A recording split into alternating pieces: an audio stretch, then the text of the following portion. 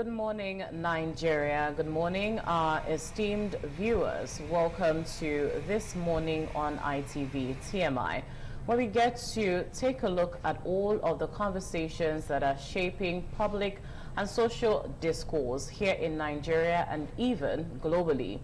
I am Chukwufumnanya Adigwe here in our Benin Center.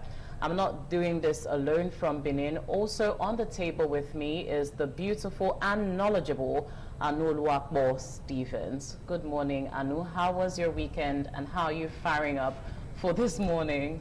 My weekend was great. Good morning. You look great.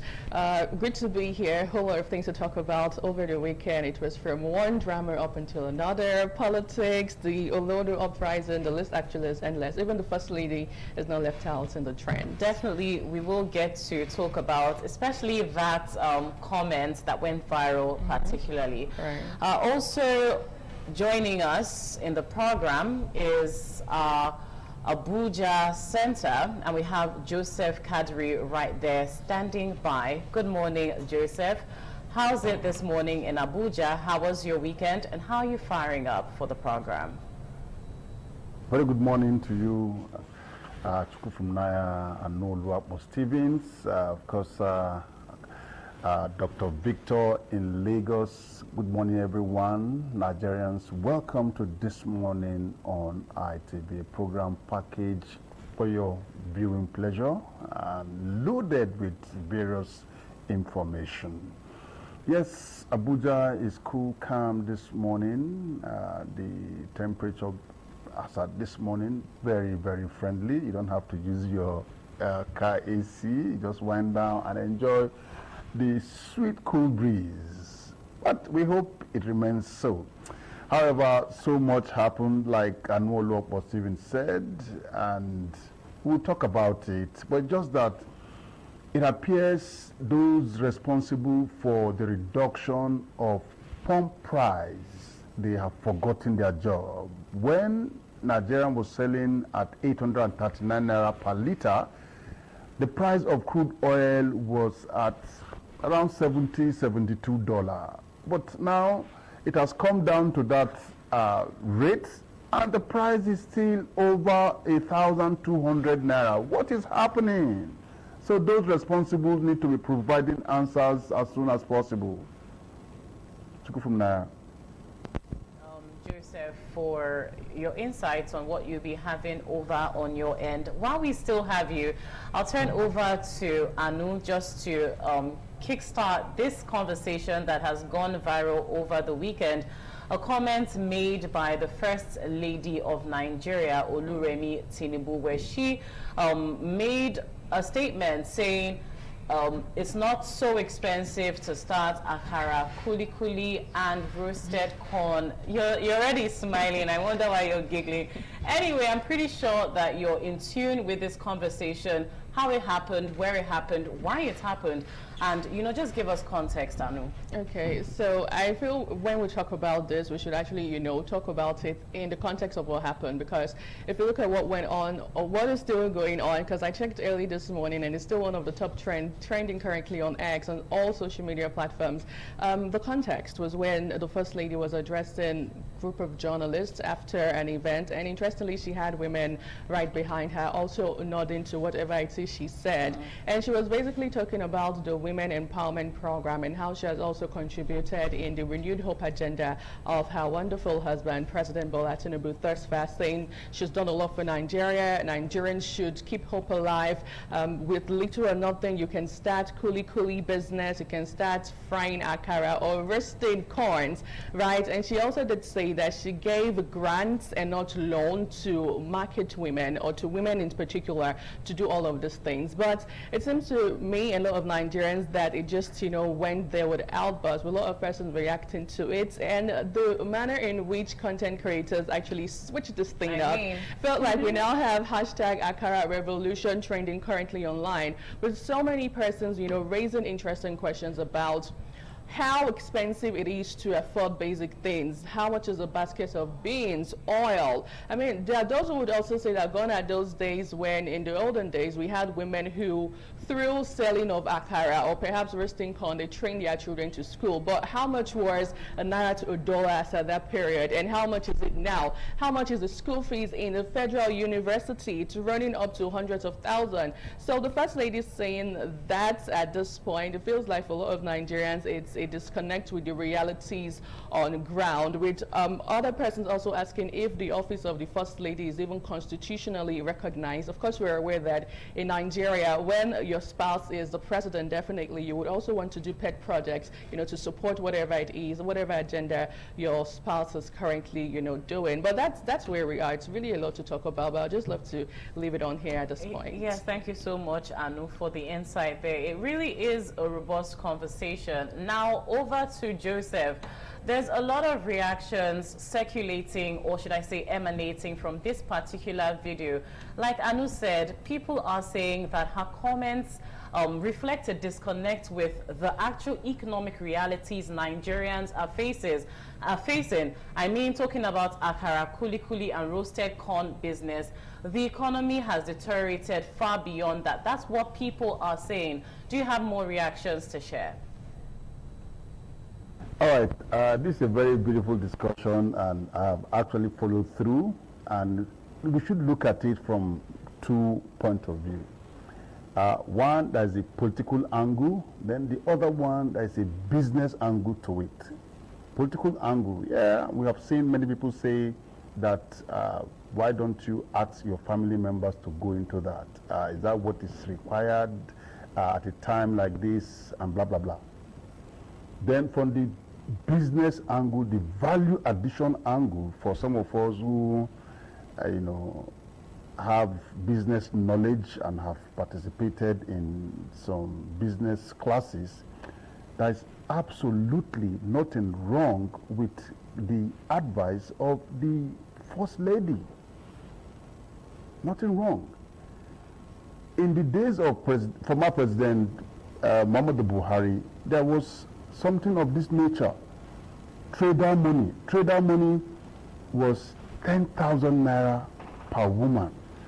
And we saw even in the Buhari Area Council, where ITV is situated, the vice president came here in front of ITV, women came together, and they also benefited from the 10,000 naira, you know, given to, you know, each woman. And of course, you know, this kind of money is for party faithfuls. The list cannot have those that are not members of, you know, the political class, I mean, the ruling party. So, for what the First Lady said, for me, it's something that is encouraging. And we must also know that if we have been talking about value addition to our agricultural product, it does not start today. And there are many people who are looking for startups. It's Renewed Hope Initiative grant. The grant is for vulnerable persons, vulnerable women.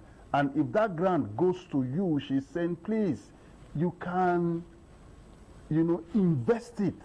We have that passage in the Bible where people were given talent and some multiplied their talent, others went to bury their talents.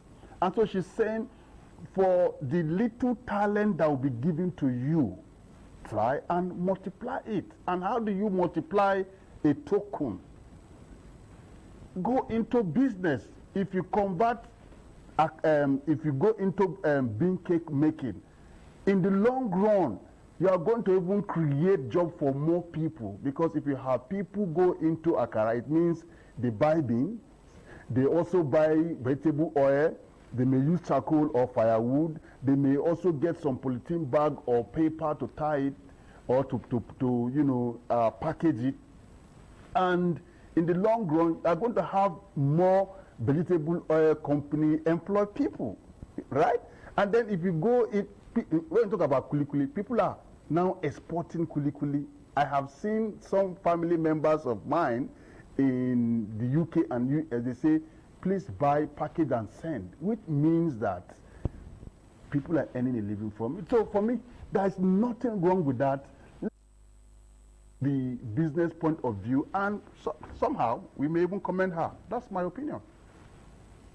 Joseph, you've gone a long way in trying to make sense of the First Lady's comments. I think at some point you even nearly turned into a preacher. Anyway, Anu, what do you think? Do you think that there's actually sense in this?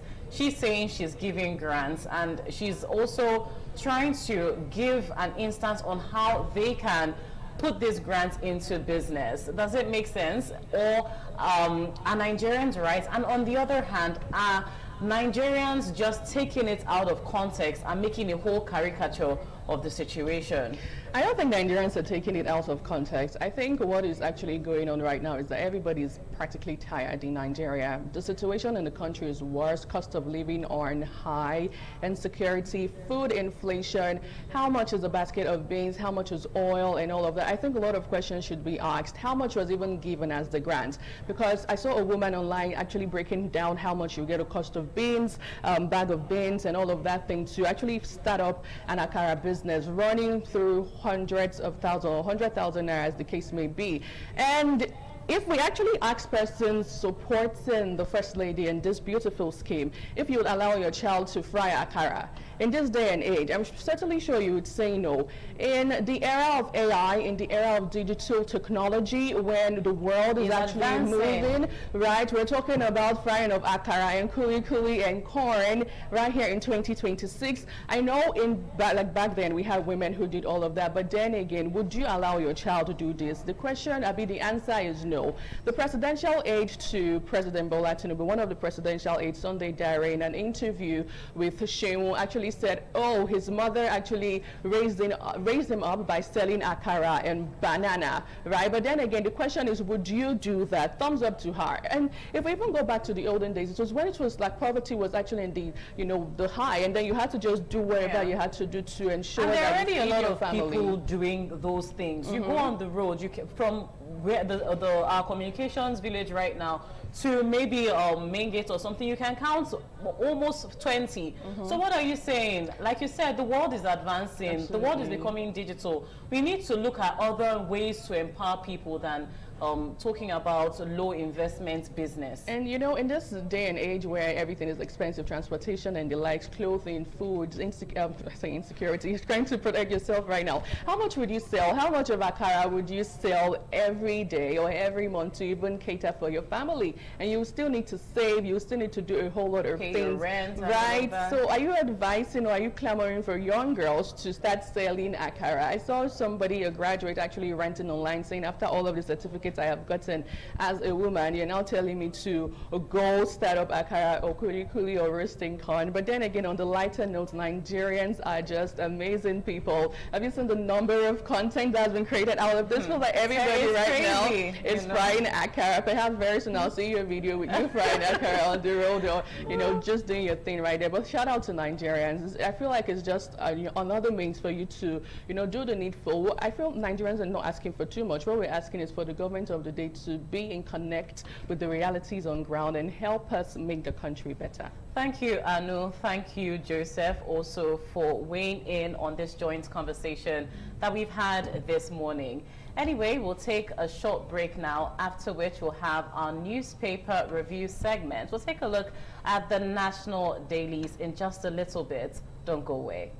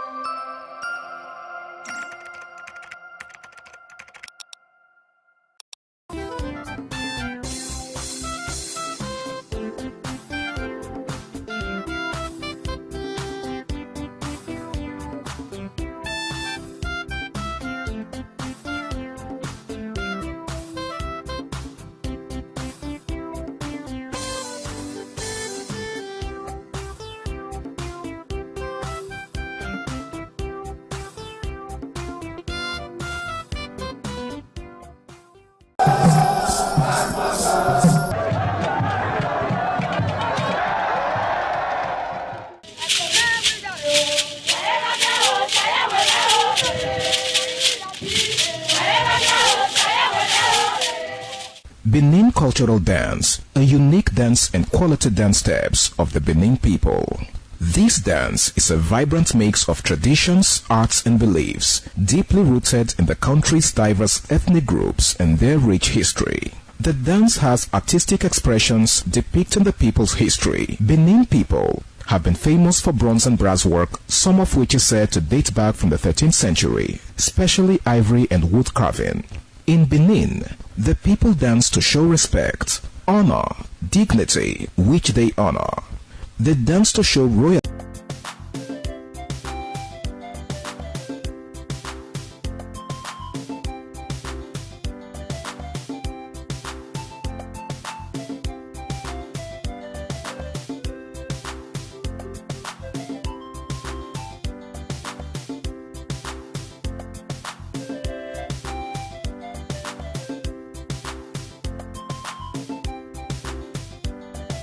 Back viewer, and if you're just joining in, you're tuned into This Morning on ITV TMI, and right now we're in our newspaper review segment. Let's take a look at what the national dailies have headlined this morning. We'll start from Daily Sun. The major headline there says, anxiety grows in opposition camps, options for Atiku, Obi, others narrow over parties' legal battles. Also, Nigeria's democratic institutions getting weaker, Bode George warns. Also on Daily Sun, Anglican Church raises alarm over terrorists hiding in Southeast Forest. Now, on the business scene, CBN's terror financing crackdown raises compliance burden for banks and BDCs.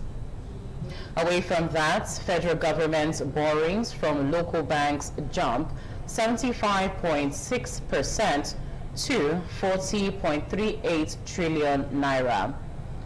Away from that, primaries. APC disowns purported lists of successful candidates. Also on Daily Sun, use of foreign reserves to check cost of living. Nigerians urge federal government as petrol prices defy crude oil slump, deepen cost of living crisis. Also on Daily Sun,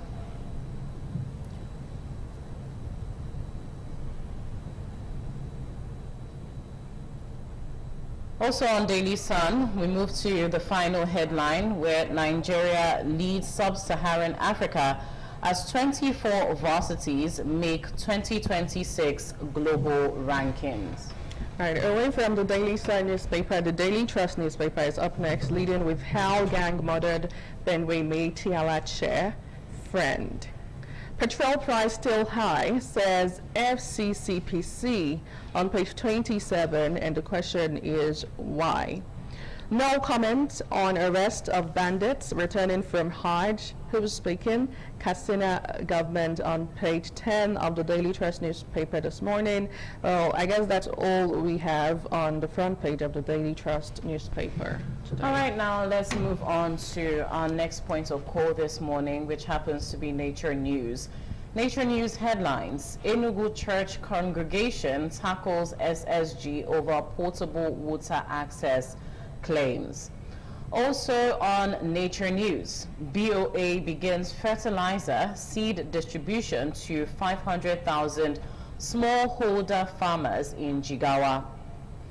You also see as a headline on Nature News, NADF boosts food security with subsidized fertilizer sales to South-South farmers. Away from that, Obasanjo blames greed, carelessness for worsening global warming. Nature News also headlines: Lagos Bamboo School makes global top 10 for Environmental Action Prize. In more headlines, 600 million Africans without power as 2030 global energy goal slips. And finally, Bezos, $10 million climate fund faces pressure for disbursement. Away from the Nation News newspaper, we now turn our attention over to the New Telegraph newspaper this morning, leading with a different headline completely, as it says, primaries, APC disowns a list of successful candidates in circulation, says it is fake, unauthorized. Internal collation, verification processes ongoing, according to sources. Concerns as vote buying erodes confidence in electoral process. On page 4, 9, and 10 of the New Telegraph newspaper, you get information on that story. Tinubu, Lagos Governor Bode George urges Nigerians to emulate Herbert Macaulay's leadership qualities on page 4. NARD declares industrial dispute. It gives federal government 4 weeks to avert doctors' strike on page 3. Lawyers back special court for kidnappers, bandits trial. Subwriter says planned attack on Borno military bases. Troops arrest suspected ISWAP spy. Sign death warrant of convicted bandits. Islamic cleric tells governors. Oshomole supports death penalty for kidnappers, bandits in Edo. On page 2, 3, 14, and 16, you get details of that. Well, shout out to the Edo State Governor, Senator Mondo Prebolo, for being reactive rather than, for being proactive rather than reactive in insecurity situation here in Edo State. Well, still on the front page of the New Telegraph this morning, Sanwo-Olu Hills police crackdown as Operation Kosaye nets 88 suspects, rescues kidnapped victims on page 2. 2027, NDC will be on ballot despite Lokoja court's ruling. Who is speaking there? The national chairman of the party, Sereke Dixon, on page 6 and 27 says 10 million naira donations from aspirants to support campaign. Well, we'll see how that goes eventually. On the foreign scene, U.S.-Iran exchange strikes, accuse each other of violating ceasefire on page 4. Is that all we have on the front page? Okay, finally, only 25% of men have healthy sperm. Experts speaking on page 30. Okay, now we move over to Punch News, and let's look at what it's headlining. A major headline there on Punch newspaper says, Obi Kwankwaso lead NDC battle against deregistration.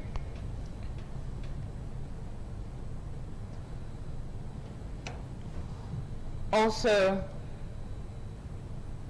on Nigerian Tribune, it headlines Obi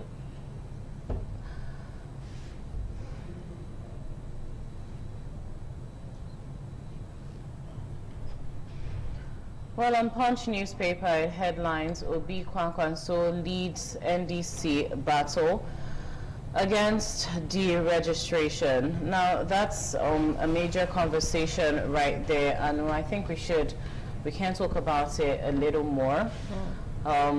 With people basically saying it's a way to, speak up against democracy and all of that, saying that the ruling class is trying to come against the uprising political parties that may be making waves in view of 2027. Right. The conversation regarding opposition parties being voices being stifled has risen again with the recent deregistration conversation emanating from the Lokoja court of the NDC. We saw that happen over the weekend, and to a lot of Nigerians it was shocking and also not shocking at the same time.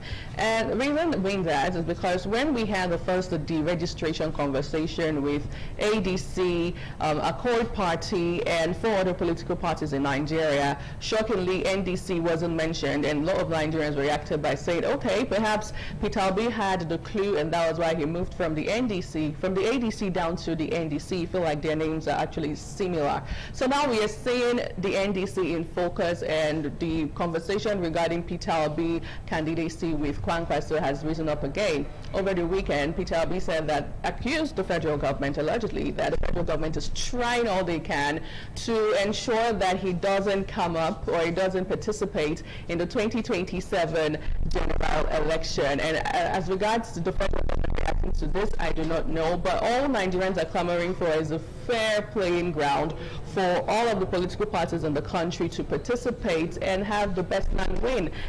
Credibility, that's what we want. Fairness, justice, and the right things being done ahead of the 2027 general election. Anyway, it's an ongoing conversation. Yesterday on the National Daily, the chairman of the NDC was at the sister station and he said a whole lot of things, one of which is they're still going to participate in the 2027 election. But will that actually see the light of the day? Only time would eventually tell.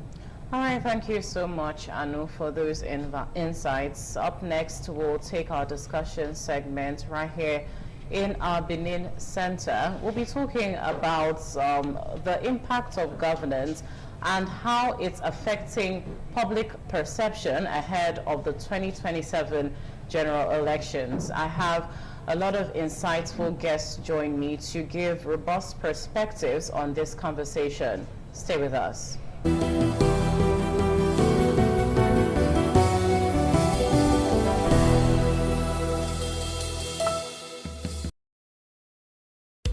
The threat of global warming is real.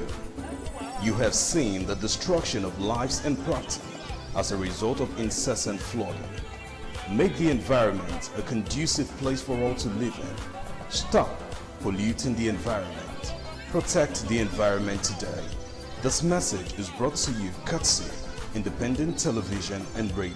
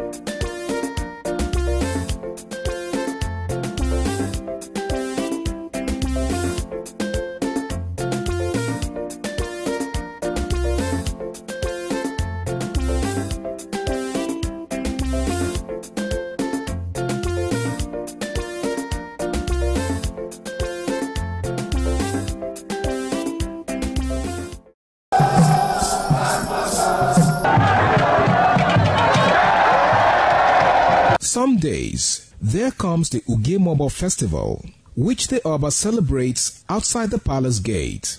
A pavilion is built of red cloth where rites are performed to drive away all evil spirits still unsatisfied by the year's sacrifices.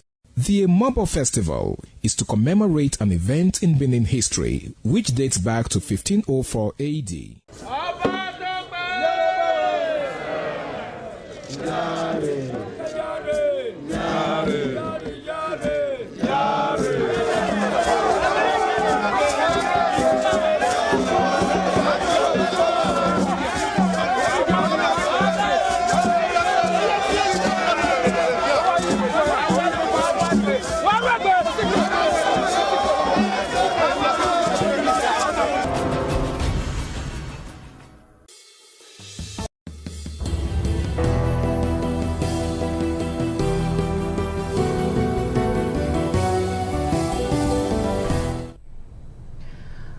Welcome back. Good morning once again, esteemed viewer. At this juncture, we're in the discussion segment right here in our Benin Center. And as I did say before, we're going to be looking at governance impacts and 2027 public perception also, and how it's going to translate in the polls come the general elections. With me to talk about this, I have the HOD Mass Communication Department of the University of Benin, Dr. Dan Ekeraifo. Good morning to you, sir. Good morning.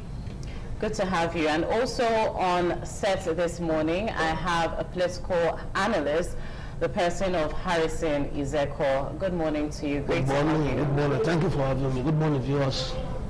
All right. So, governance impact. It's a whole lot to talk about.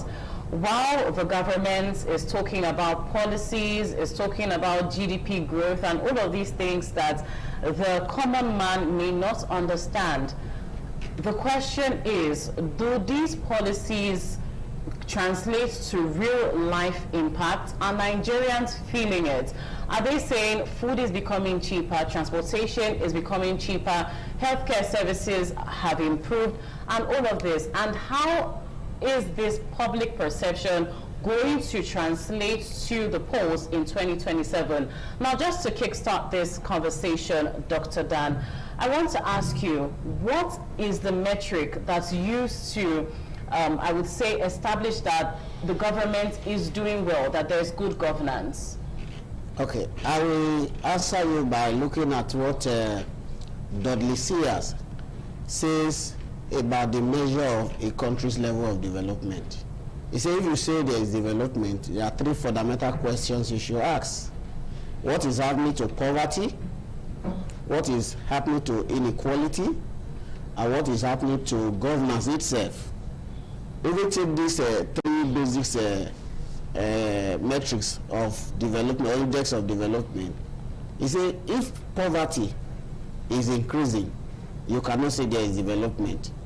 He says if there is inequality, there is no development. And the third perspective, governance in respect to justice and all that.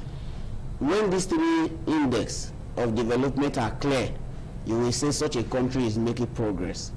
So the question we should ask is, will you say poverty is reducing in Nigeria? If you look at the world rating of our current state, say poverty level is around 60% of the population, which means policies are good, but they have not translated to better living standard for the people. Inequality, in terms of when you look at the ratio of men who have economic power in comparison to women, are they at par? Are they in any way close? Look at our justice system. Will you say we're on the right course in terms of the justice system? If these three things are not very clearly defined and we're not making progress in this direction, we cannot talk about development. We cannot talk about governance impact.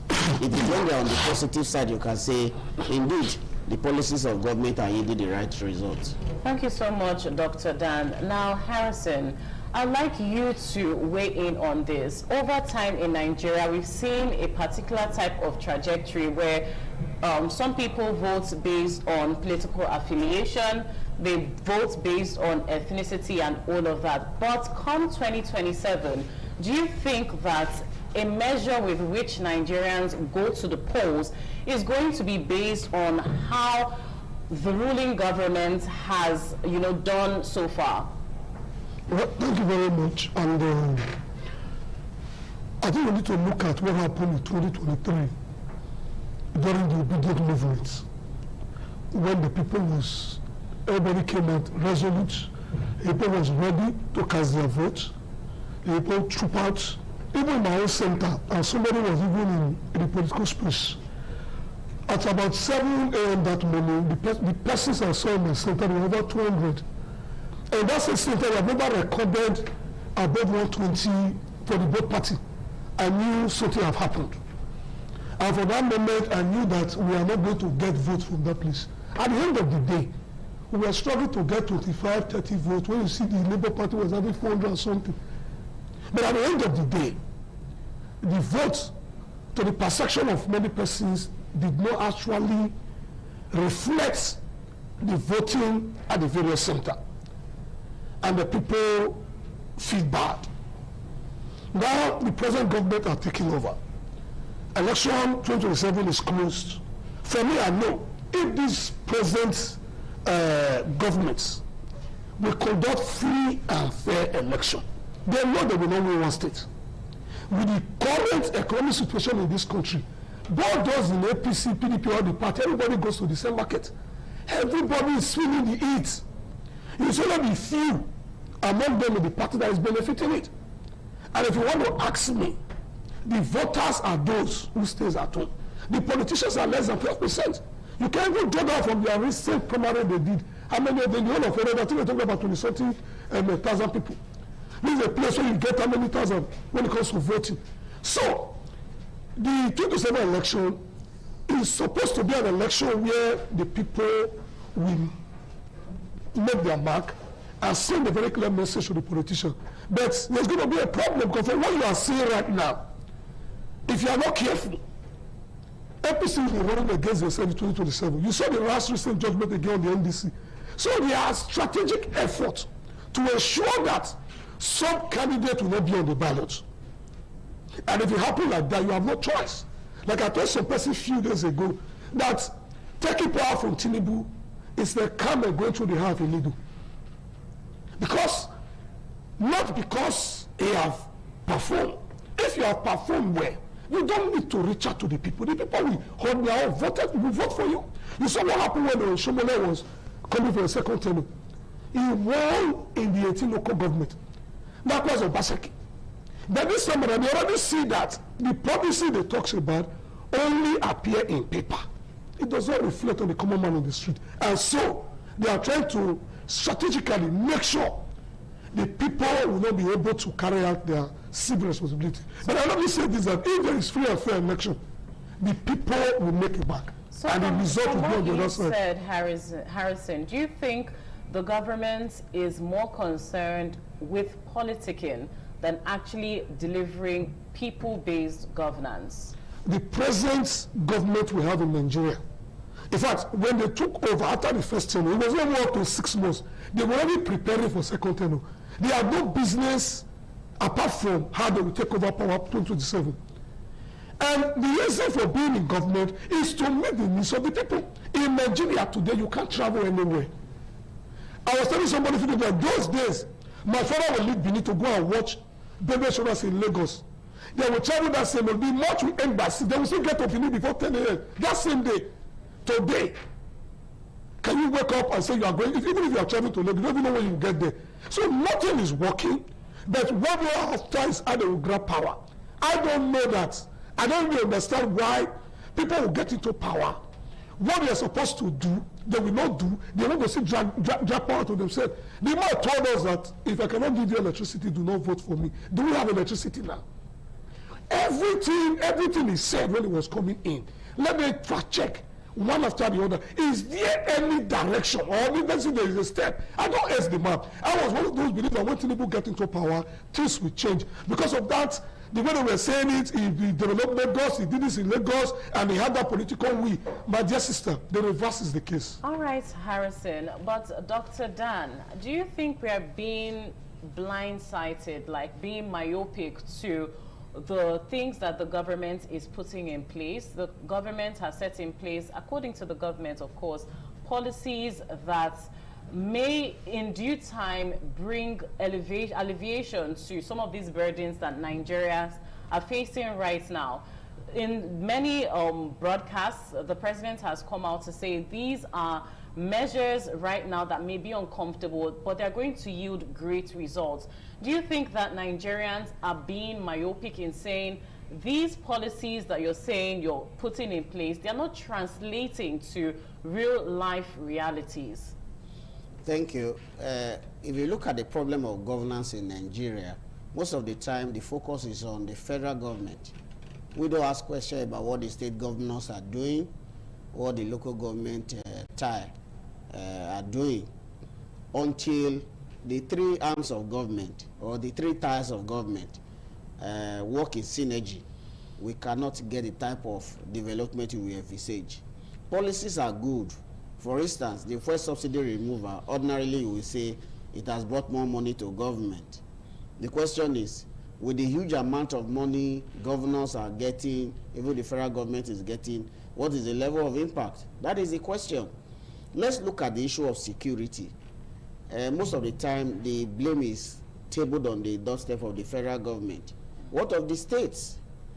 A state has demonstrated to us that if the will is there, we can get certain things right. Enugu state government has what they call the command and control center, where every part of the state has a geographical mapping. If any incident happens, they can use satellite imagery to trace who and who are involved, and such elements can be tracked and be arrested. You have seen evidence of what the governor has done in terms of addressing the issue of insecurity in Enugu State. I'm just using that as a point. What it therefore means is that if all the other governors in the nation are working in synergy, you tackle the issue of security. If that is the primary focus now, and we get security right, people can go to farm.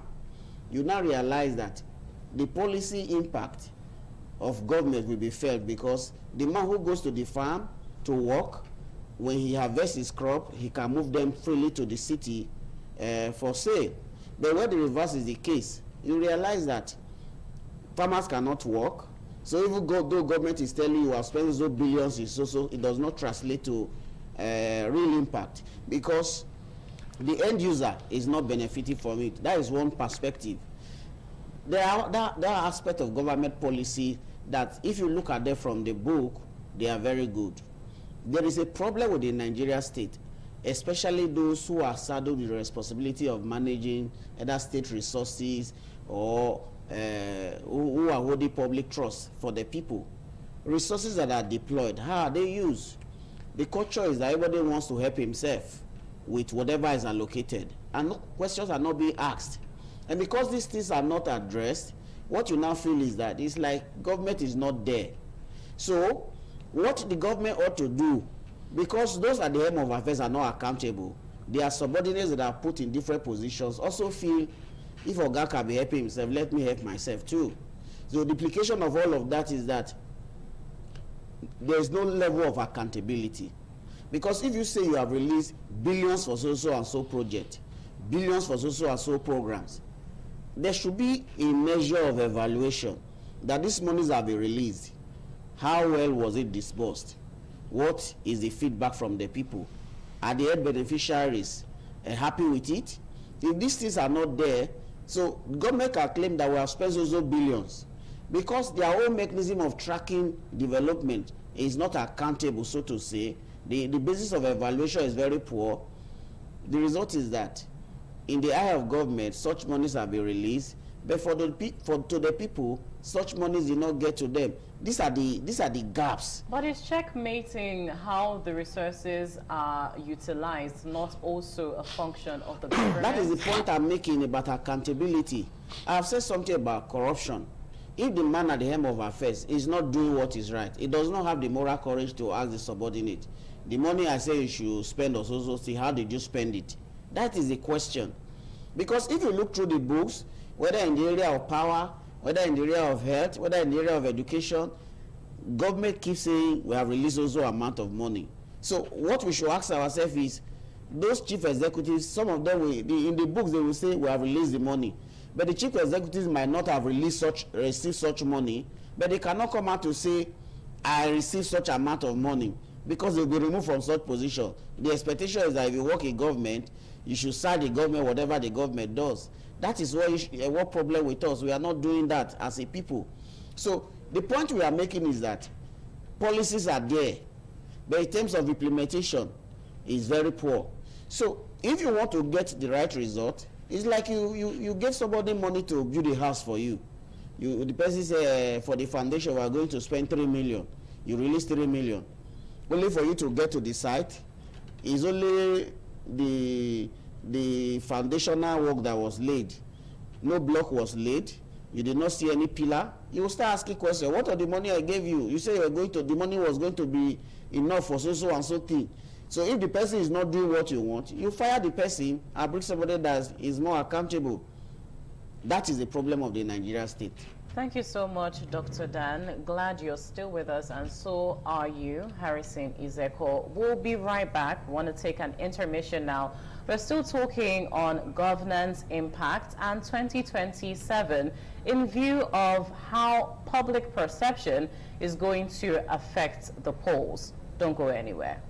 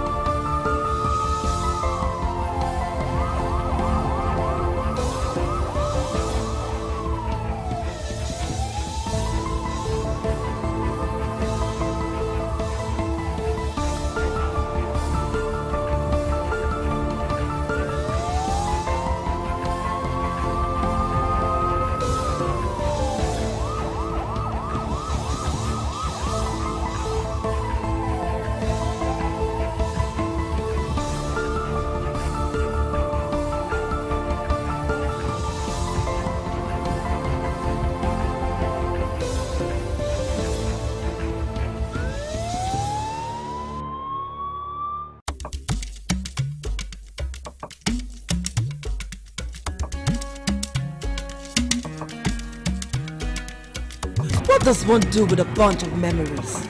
Laugh about them, cry over them, or capture them? I know what I'll do with such memories. I'll showcase those memories. Yes, I will show them to the world. I will flaunt those memories. Showcase that marriage ceremony of yours. Burial ceremony? Yes, let the people know that you buried your person in a grand style. Thanksgiving, ordination, baby dedication, housewarming party, and lots more on your entertainment program.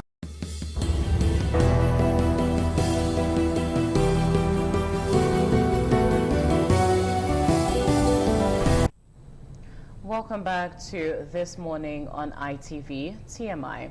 Now, as Nigerians look forward to 2027 general elections, one conversation is increasingly important: governance and how the public views it. In light of that, we're still talking.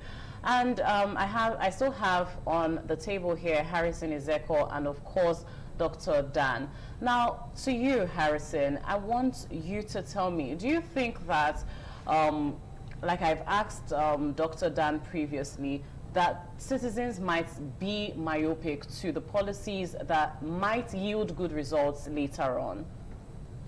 Well, I think that is not a fact at all, because the policy himself is that the man who is coming up with the policy first on his own is not genuine about it.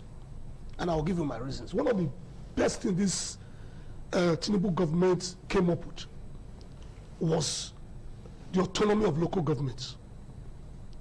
Tinubu himself went to Supreme Court and he got judgment that going forward, local government will get the allocation from the federal government direct, that no governor or House of Assembly can dissolve any elected local government. The Supreme Court judgment of a country, of a city president went to court. When they came back, as we speak in tomorrow, allocation of local government still goes through the governor, and the president is seated, is aware. Local government is still being dissolved, elected local government, the president is aware. That's why I said he is not genuine about it.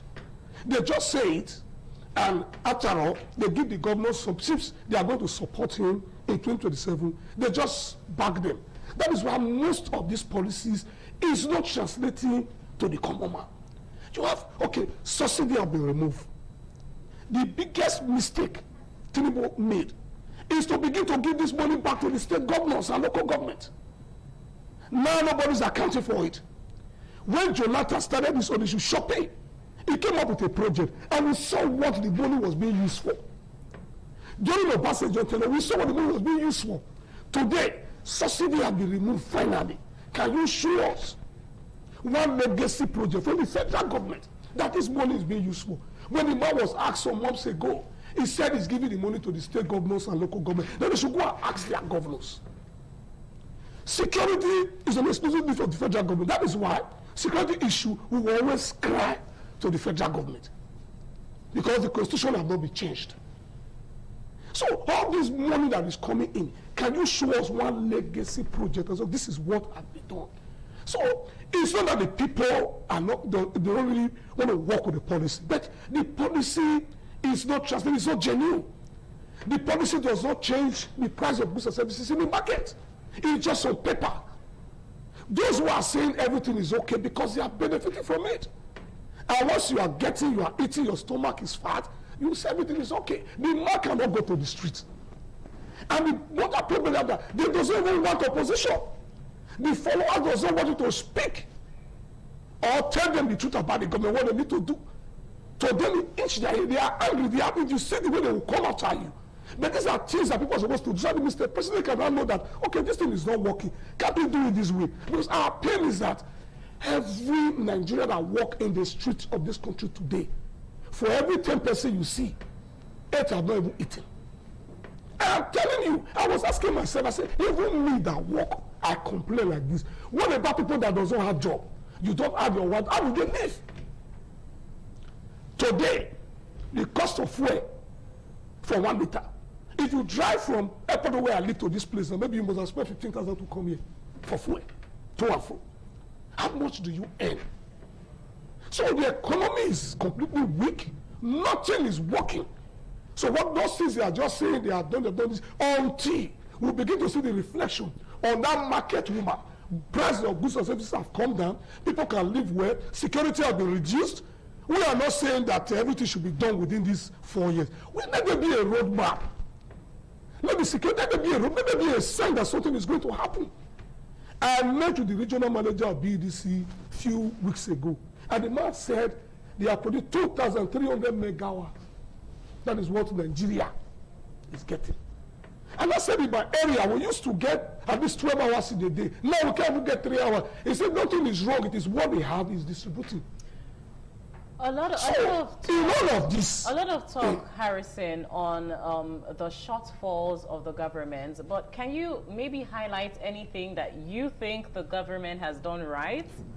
Honestly, at the level of the federal government, I just told you that the best policies that he came up with, he did not. Subsidy removal was a good policy. Local government autonomy was a good policy. Did he implement them? The answer is no. So all we are doing, for me, I'm a realist. I'm a human rights activist. Look around within us. Is there any sign that in any area that things are, you can say that this thing, it used to be this, is that better now? Me, I'm also asking because for me, I've not seen. The issue of, I think they talk about student loan and all that. They said they are getting the money. I keep asking, say, we want to see those who have benefited. I am not saying people are not benefiting. But if we are seeing that out of the tertiary institution in this country, at least 30 to 40% is benefiting, we cannot say that you have made progress a little. Up till now, nobody is speaking to you. If you say you are doing something, even the people you say to implement, they can't even talk about it. There is in me that will not talk about it. I've not seen anything, honestly, at the federal government level. I've not seen anything, maybe one to just say that at least for this period, because of this, then the people come out and do this. Buhari government was weak, but it was not as bad as this. At least the second Niger Bridge, a legacy project for Buhari. Our institution was not dead. Today, our legal system is in the hand of the politician.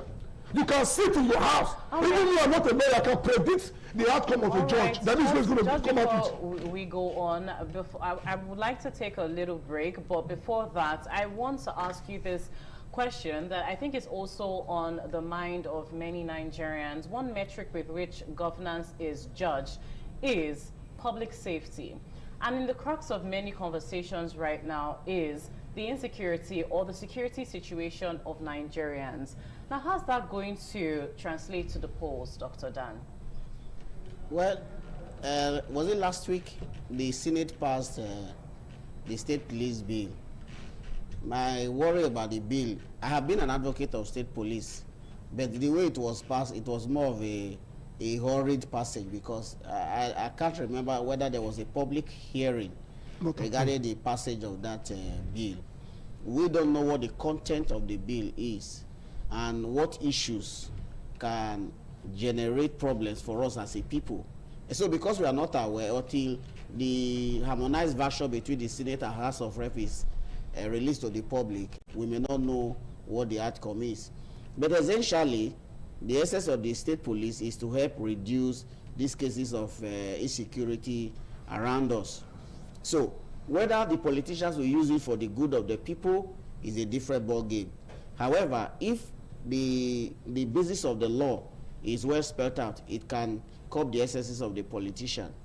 Ezekiel talked about whether the NEL fund has made impact. I am in a university system, and so many students have benefited from the NEL fund. So let's not condemn the government. I know some schools, you have up to 4,000 students benefiting, some as much as 5,000.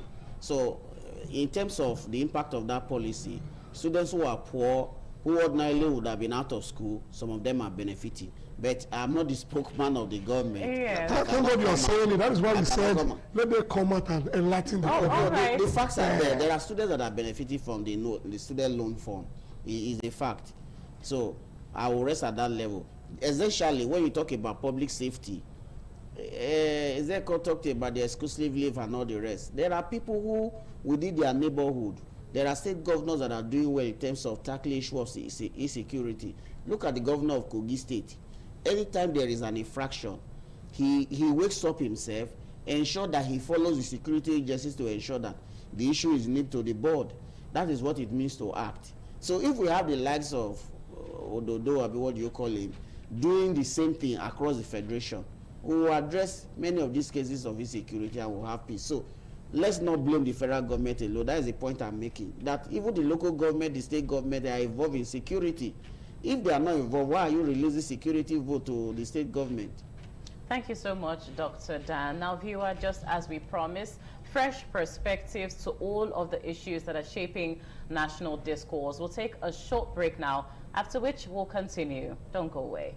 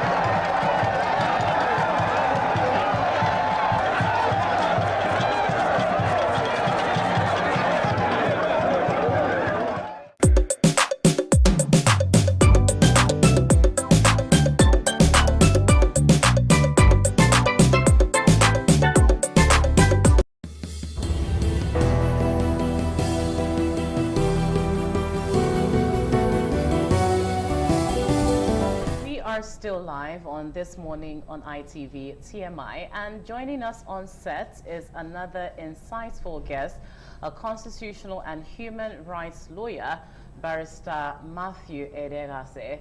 Good morning, welcome to the conversation. I'm pretty sure you're already in tune with what we're talking about. It's good to have you. Thanks for having me. It's Edayese. Okay, Edayese. Thank you for that correction.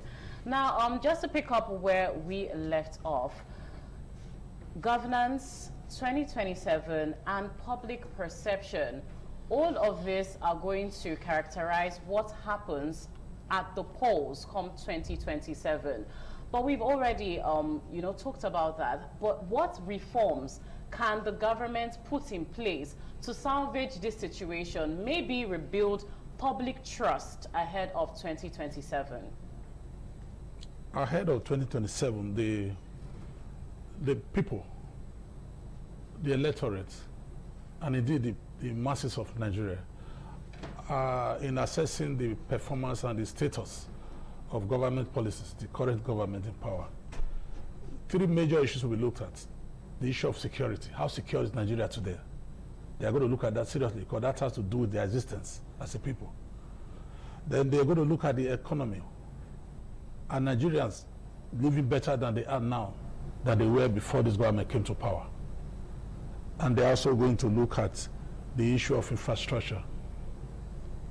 Are we having a steady power supply now? Are we having better roads? These are the issues they are going to look at. And if I have to give my opinion on these 3 major areas, I think the government has not lived up to expectation, especially when we now face the reality of the government that promised uninterrupted power supply within 6 months, now relying on solar for Aso Rock, which means they have abandoned that their assurance and promise. If you say you give me food and now you have no food in your house, how do I put my hope on you feeding me when you cannot feed yourself? So the government have failed in that regard, and they have evidence to show for that. That they have not disconnected themselves from the national grid and have resorted to solar, which means it's about themselves now to survive the crisis of electricity problems, abandoning the people of Nigeria to their fate. The issue of insecurity, as we speak, those kidnapped victims at Osun State, is it Osun State? Oyo State. Oyo State. They are still in the kidnappers then, over a month after. So they have not been rescued. We were treated to a sorry tale of the kidnap of a retired general and the wife, who eventually died in the hands of the captives, of the captors.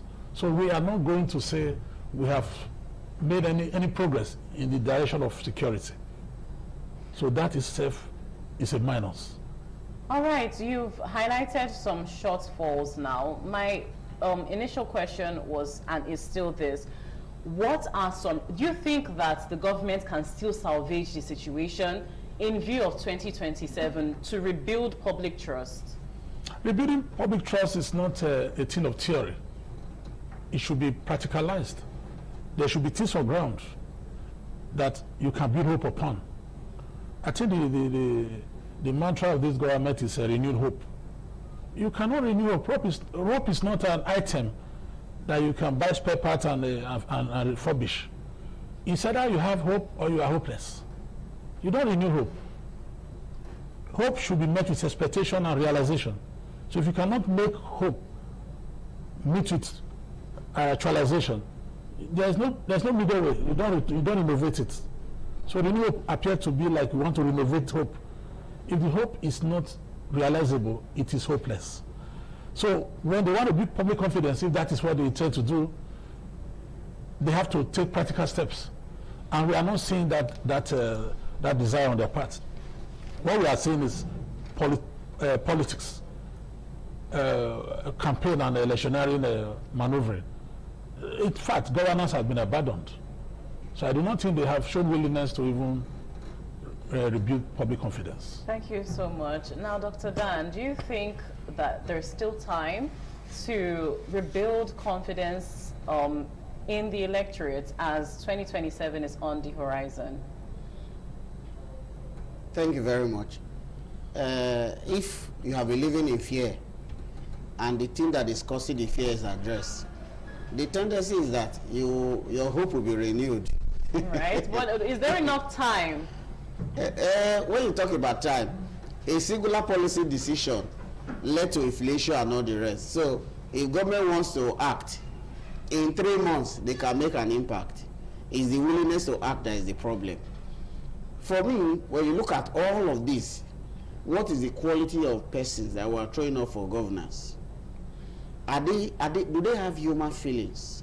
Do they think as human beings? Do they think, oh, indeed people are hungry? If you don't have people like that in government, all this talk will not amount to anything.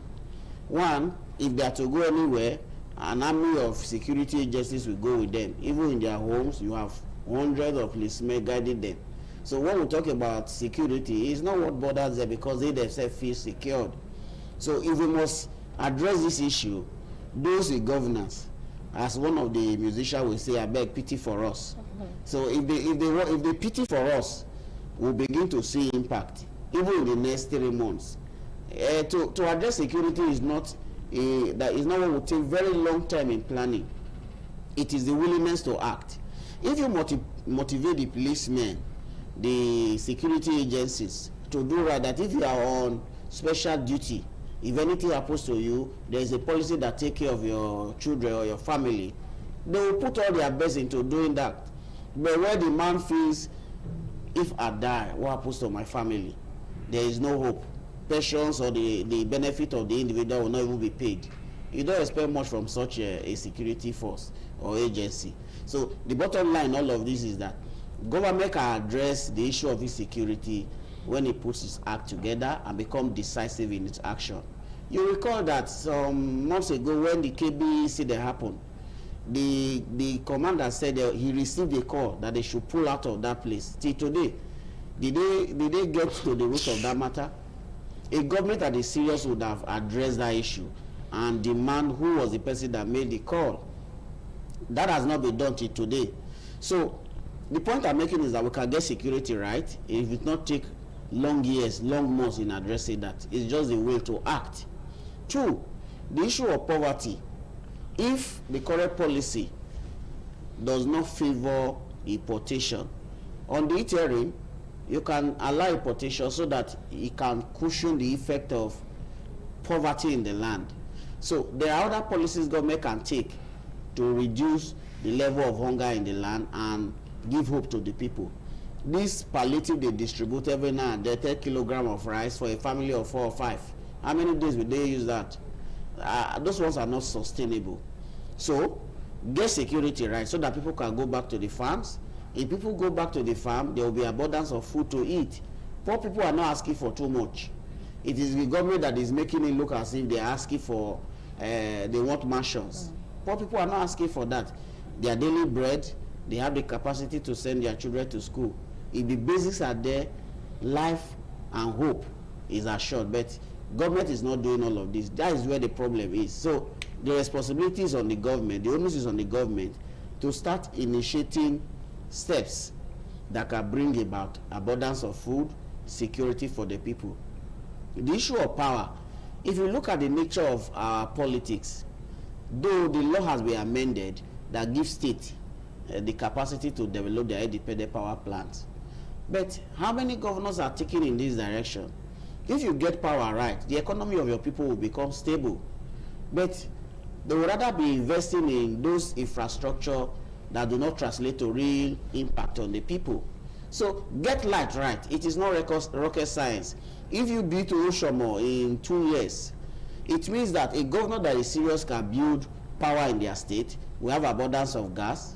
It's about the willingness to say, this is the direction my state should go. So generally, if governors, the president are not ready to do till this line of thinking, the so-called hope will be a dead hope. Thank you so much, Dr. Dan. Now, Barrister Matthew, we are still proffering solutions. A lot has been said, and I think what's been hovering around this table is the fact that the government has failed to translate these policies to the lived experiences of the common Nigerian.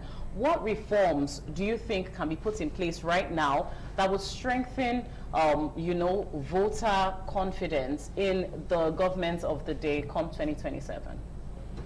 I think what we need is not reform specifically, but resolve. Actions, measurable actions by the government in power. You don't need reform to provide electricity.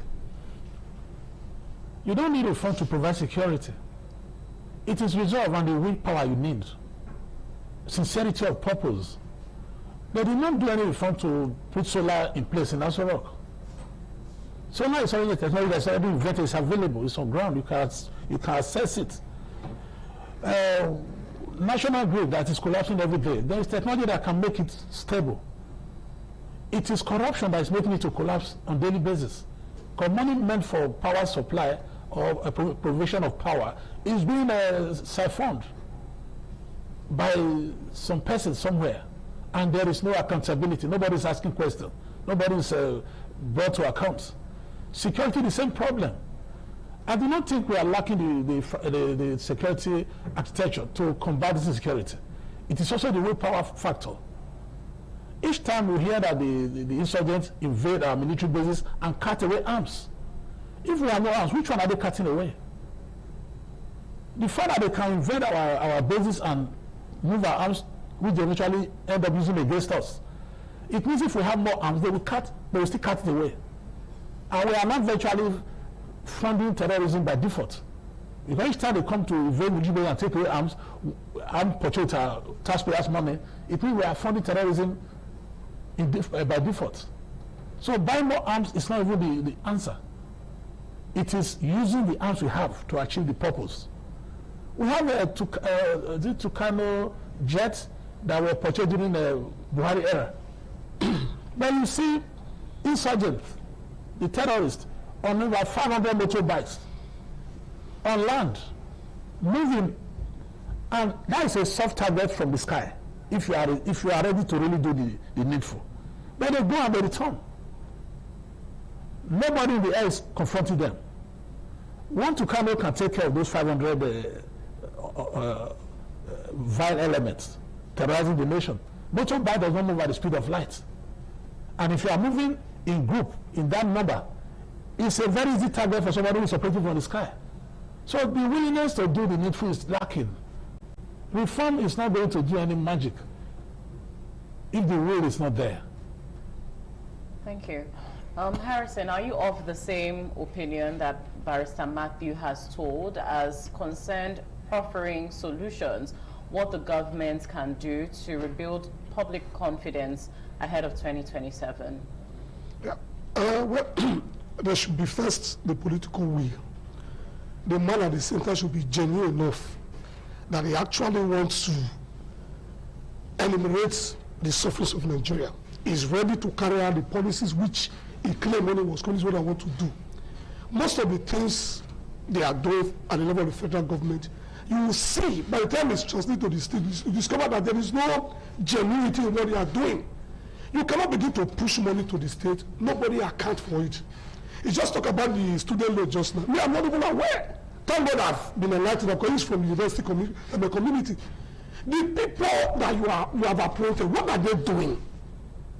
Everybody is a lot to themselves. Once the federal government push their own, at the state level, everybody do whatever they like. So, if they put practical steps in place and the economy is okay, the people can move from one point to another, security is being reduced, the hope will be built. The people, you don't need to tell them to support you, they will support you willingly. So for you to be telling people, renew all is well, or you bring some food to one location, distribute to people, everybody go home, that is not what we need. We are talking about practical reform, what people can feel, they can feel the impact. You can take bus from Ring Road to this place, you not pay as much as 700 or 1,000 naira. At the end of the month, how much are people get receiving at the end of the month? So the federal government on their own should focus in the next few months on security. Let people be able to travel from Abuja to Lagos on road. You can't travel on road, you cannot even buy tickets. Traveling by air is so expensive. So what do you want the common man to get? So as we speak today, the government does not favor the common man in Nigeria. It's only the elites that are in charge that are benefiting from it. So we are begging them to please come up with practical steps that will ensure that the common man, that woman that is selling akara as a wife of settlement, that people should not begin to go and fry akara and say that it's a good business. Talking to Nigerians as if you are doing us a favor, that is your personal money, that we should go and sell kulikuli. So they should allow us get money to sell the kulikuli and akara so that we can live in peace. They should she's giving grants. Is it her personal money? The way Amanda, she was even saying it, it's like, it's my money, I want to help you people. That is the problem we have, because the people in charge right now, the kind of confidence they have, they think that the country is their own. Nobody can say it. Whatever they say is final. And that is where the people are being angered. Because the way Amanda, you present the issue, even their aides, the way they talk to the people, you can see if you talk, you will die now. Nobody should exist because they're in government. I don't think a country can be run in that manner and the people will get reform. Thank you so much, Harrison. Well, I think that we've done a good job right here on this table already, talking about governance impact and 2027. But there's this question that I asked prior to you joining us, Barrister Matthew, and it's this: is it possible that government policies might be tough right now, but they're going to translate to being great impacts to Nigerians later on, and then the public space is just complaining? If you are privileged to have read in novel The Animal Farm by George Orwell, this was the same slogan by the pigs who were the leaders in that satire, that happy days ahead, that they were eating up the benefits in the now.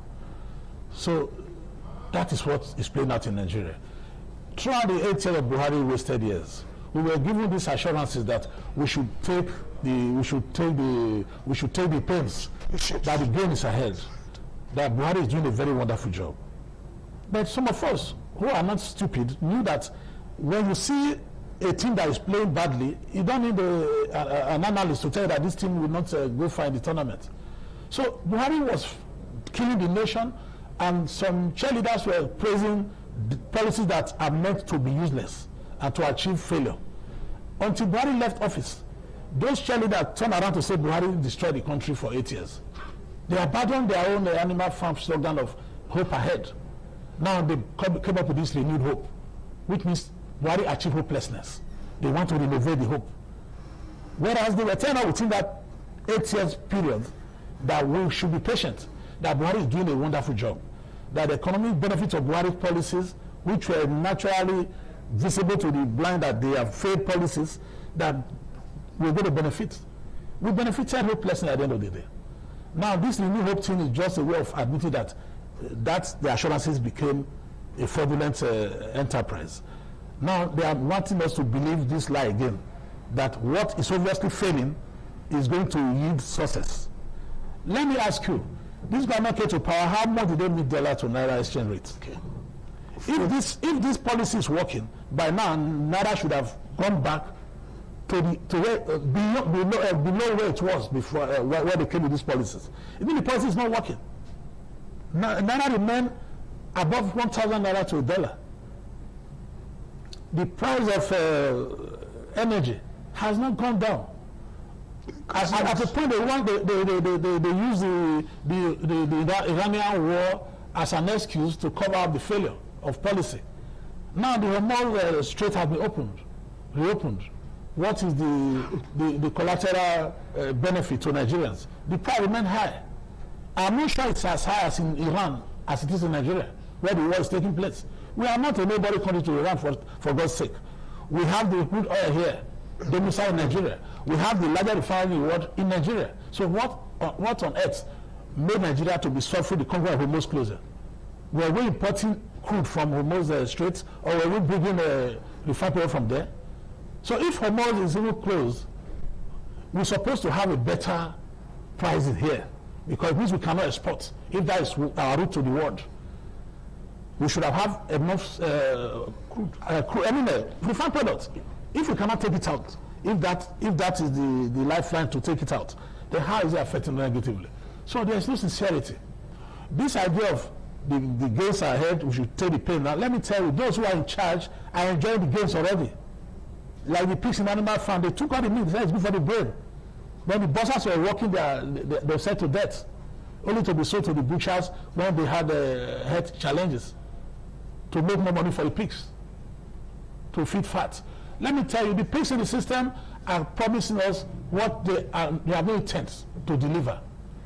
The delivery is already ending up in their pockets. A few days ago, the first lady of this country went on air, granted an interview which has becoming famous, that Nigerian economic policy that will lead to prosperity is kuli and akara frying. And I wonder what necessitated that kind of trade advice, because we are not lacking akara sellers in Nigeria. Kuli are not in short supply, I'm not sure you have ever gone out to look for kulikuli I couldn't get to buy. Or akara, you wake up and say, no akara anywhere. So it's only when there's shortage in a sector, you try to mobilize the go to that sector. There's a short supply. Go and fill the vacancy. There's no vacancy in akara business. In fact, they are not making enough sales. I can't remember when last I ate akara. It's not akara, we are everywhere.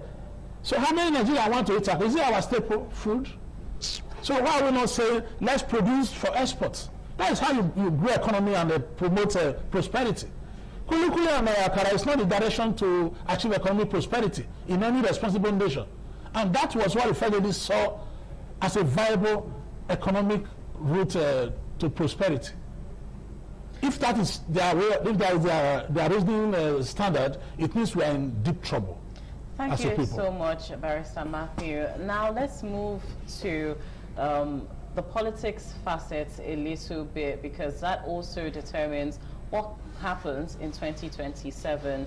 Now, we've woken up to the news of the deregistration of the NDC. Do you think that the government might already realize that the public is losing trust in the government of the day and now looking for other strategies, other means to undermine the democratic process of Nigeria? What I'm saying is, do you think the deregistration of the NDC may be a political move that's prompted by the government of the day? Well, I'm not in government. I may not be able to say whether it's the government that is driving that. But if you look at politics, it is a struggle for power. And politicians use every means possible to get into office. The NDC case, even those of us who are not lawyers, thank God we have a lawyer here. The people went to court to say, you cannot stop us from being registered. The best that judge would have done was to say, let them go back to the court. But instead of doing that, he ruled that NDC should not be registered as a political party in the first place. The party, what is it PDM they call it? It has not been registered as a party. So I don't know the basis for which they came to court to say, this is the logo we wanted to use. In copyright law, if you have not published your material, you cannot claim copyright over it. So because the party was not registered as a party before now, what is the basis of laying claim to the logo or whatever? It is all politics. I heard Minister Wike said in one of the interviews that these parties will not be on the ballot in 2027. And I told somebody, don't play with that thing the man said. And what is playing out? The registration of 5 political parties, ADC, APM, Accord, and all the rest, and now NDC, is a death nail on all the other parties. The implication is that APC wants to go into the polls as the sole party or the strongest party. The other ones that will come are very weak parties who may not have the type of politicians that can challenge the ruling party. So part of what they are doing is to use all these strategies to stop other parties. But I would have thought that Tinubu, who claimed to be a Democrat, who say he fought from the trenches, will allow people make decisions as to who they want to govern them. And since it's not taking in this direction, the result of what we are going to get, we may end up having APC as the only party that will be on the ballot. And when it's in that state, you can imagine what the results will be. Barrister, as just highlighted, we have a lawyer on the table, right? In view of this deregistration of the NDC and just the back and forth in court as regards it, is it constitutional, or do you think that it's something that the government of the day has resolved to do in order to secure a win at the 2027 polls? What we have out there is not the registration of the party, NDC. It's a judicial pronouncement, a ruling, that the court gave a ruling earlier on and is now reversing itself.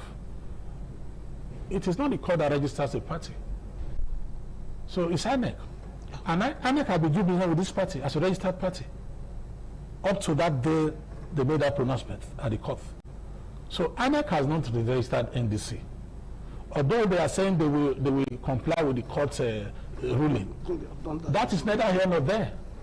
It is not the court that registered NDC. So it is not the court that will tell INEC how to do their job. The Independent Electoral Commission, for God's sake. If there is any deficiency, they wouldn't have registered or done business with NDC till this point. Yes. So you cannot approbate and reprobate. INEC cannot be doing business with a party. They monitor all their congresses. They send their officials. They have their name on their portal.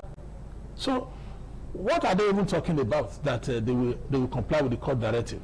Court of itself, it is just a wave in the dark. Nobody knows what the court is saying in that regard. Because what they have said that they revise themselves. Are they the one that registered parties? No. If INEC is now saying they too will revise themselves, then we will start talking from that point. As we speak now, the court pronouncement is neither here nor there. Court said they made an error in arriving at their own decision earlier on. Those who went to court, I don't have all the facts. What is the issue that they're talking about logo? At the point of registration, that's when logo is of any moment. If it goes through and you are not doing business with that party based on the logo they have, on what base are you not going to say, oh, the logo should no longer be used? INEC is indicting itself by that decision, if they eventually take it. You condone to a point that you say, oh, I shouldn't have allowed it. Let me tell you, there's lectures and acquiescence in law. There's a level at which you tolerate a situation that you now have endorsed it, and you must accept it as your article of faith. So INEC cannot at this point take a step backward and say, oh, no, that logo, which means they have agreed they don't know what they are doing. That's inefficiency, that's incompetence. If INEC does that, I would personally suggest INEC should be disbanded because they are not fit for purpose. Harrison, you seem to have an opinion there. Well, you see, I just pray that God give us life and the president should live long. President Tinubu protested against Jonathan in this country. He was in the streets of Lagos, calling several names. A former alliance brought him Buhari. I do not think that he was arrested one day. I do not think that man at that time had the same power to hold the institution called INEC, and they will not get into power. INEC, before the end of today, they are going to tell you NDC cannot upload their candidate in their portal. They are playing scripts. INEC is not dependent. Let us say it the way it is. Let's not deceive ourselves here. They need to NDC. Even the people that went to court, first it was APC that went to court over that logo. Then the NDC himself that went to court to say no, this logo, there's no resemblance here. You cannot say the blue and this thing is the same. They want the court give them go ahead. The people that never went to court and what God did not go to that court in Kogi. After the mighty man in Abuja, FCT, have said that this political party will not be on the ballot. And they are acting script. Let them continue. I believe that one day the power can not exceed 8 years. Whenever it must come to an end, then let God give them long life, let them live. So that people that will also let them know that what people do to this country, you must pay for it. What we are seeing in this country today, our judicial system is a bulldog that got it. It's a toothless bulldog. Somebody can sit that you can tell this is the outcome of this judgment. And it will come out that way. During the tribunal, somebody was saying that you go to court and dump material. You go to court and dump material. At the end of the day, what was the outcome of the panel? Is this a country? The security institution, no way. The police, no way. Everything, you just give come and let them go. And you think that this will not lead to something else. They need to be very careful. Because the way we are going now, when you drag a goat to the wall, when they cannot know that they will turn back and face you, That is the extent they are moving Nigerians to. Harrison. We must have election in 2027. They should allow the political party to have, even if they win, let them win. But this trying to mobilize every other person not to join them on the ballot, Nigerians will not accept it. All right, Dr. Dan, a lot of talk right now about possible stifling of other opposition parties right now. What can these parties do to make sure that democracy takes place, they are not being stifled, and they are also viable options ahead of 2027? The type of politicians you have are not people who think like statesmen. Even with the political parties, if somebody is ready to offer a huge amount of money to an individual, you can be rest assured that that individual will wake up this morning and instigate a crisis in his party. Why do you have that? It is the greed within our national life. So if you say political parties will not have crisis, it's like you are telling me where individuals are, we cannot have a crisis, or they cannot be quarrels. The problem with the politician, even like the other party that has taken this party to court, you may be rest assured that certain amount of money has exchanged hands, and that is the basis for their action. If they win meanwhile for this country, issues of this nature, if it's the issue of logo, they can make a little twist of their design. The logo speak volume about what you intend to do, but when you see people who want to be thinking about nation building, always thinking about what they want to get now, there is little or nothing we can do to salvage such situations. The smaller parties that you think have peace, let a big politician go into that party, another round of crisis will come in. Because those are the hem of affairs. They call them political strategies. They are monitoring trends in all these different parties. If they just find an alliance that is going to work, they will create a crisis in those parties. And it is the members of the party that normally instigate this because of what they stand to gain. Staying with you, Dr. Dan, when you talk to people in public spaces, even in buses, online, different social conversations, you see that due to, say, the economic hardship, maybe the insecurity in the country, there is voter apathy. Yes, people are saying, whether A or B, I'm not going to the polls. What do you have to say in regards to this? The current set of persons in government, are they doing those things that excite people? That you say, oh, because of the level of performance of this person, I want to go and vote? So, because generally, governance is poor, the deliverables are poor. As a result of that, people don't have faith in the system. So if you add the security to the poverty level and all that, you're asking people to vote, they will tell you, all the ones we have been doing, what is the outcome? So if we must address voter apathy, governance must become more accountable to the people. Those basic indices of government in power, in terms of how it translates to citizens' well-being, those things must be put in place. We have talked about security again and again. We have talked about reducing poverty. We have talked about making power available. If these things are there, the level of apathy will change. Look at the number of young people that are leaving school. Those who are graduating every day, some don't have anything to do. Parents are praying every day, fasting. But if it's a society where we do actual planning, we know the number of students that will graduate in the next 10 years. You start creating avenues where the businessmen that will make expand on their capacity. And when they expand capacity, they will take in more hands to work in those industries or companies. But we are not doing that. So as a result of that, people don't have faith in government. So even when you talk about election, the fear that hooligans or thugs will come on election day and shoot sporadically, people can get killed. When you put all of this together, it discourages many from coming out to vote. So INEC will be doing what we call voter education, trying to tell people that, oh, their votes will count. It's more of a mere talk, because people don't get the benefit. Until governance become meaningful, voter apathy will remain very high. Every elections, you realize that the percentage of registered voters to those who come out to vote is always very low. It's coming down. The highest we've had now is this Oshu election where you had 37% of voters coming out to vote.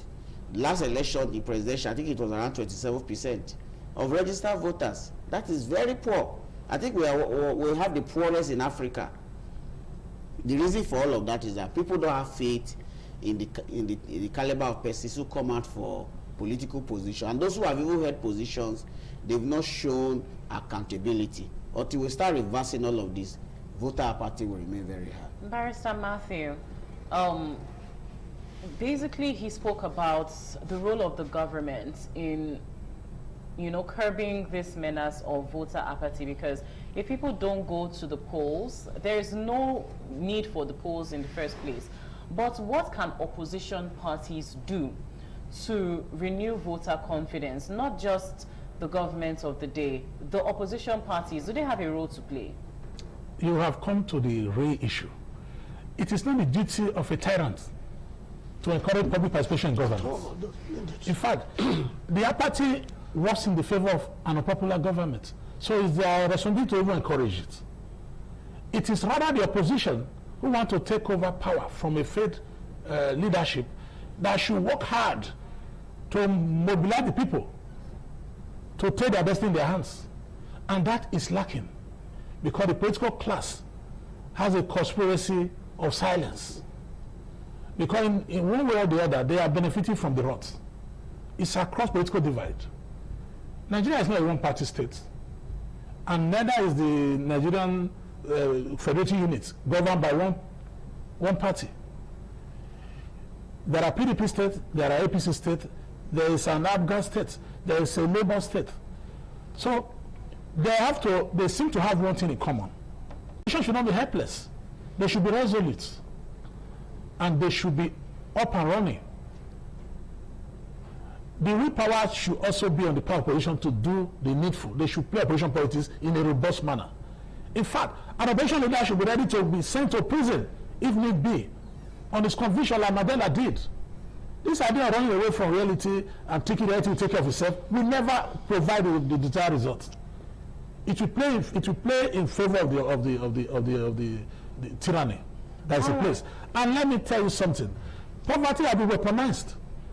He spoke of voters apathy and the ratio of voters turned out voters against registered voters.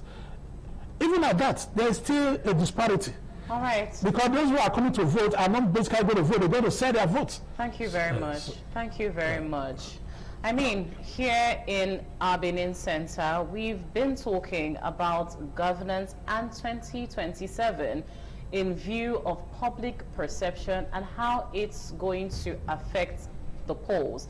And one thing is clear, on the horizon of 2027, people are not just looking at who is on the ballot, they are looking at how governance has translated into their daily lived experiences.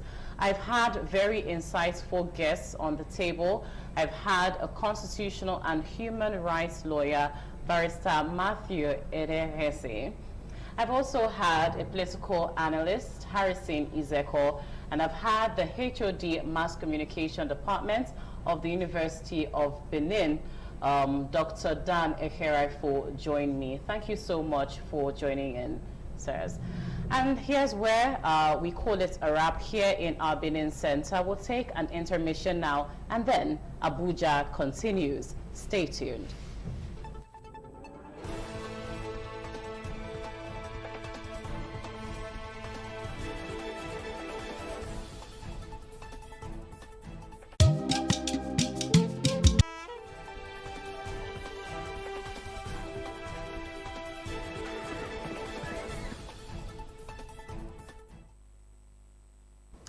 It's still this morning on ITV here in the Abuja Network Studio. We'll continue with the program and we'll look at the spate of unemployment in Nigeria, which of course is put at about 6% according to the MBS statistics.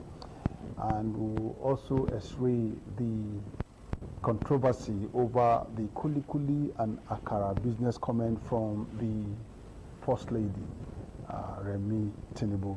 I have with me to do this the national coordinator, Kwankwaso National Network, Asiwaju Shitu. Very good morning. Yes, good morning. You're welcome. Thank you very much. Good morning, Nigerians. Okay. You followed that comment by the wife of the president? Yes, not even me, Nigerians. You asked that.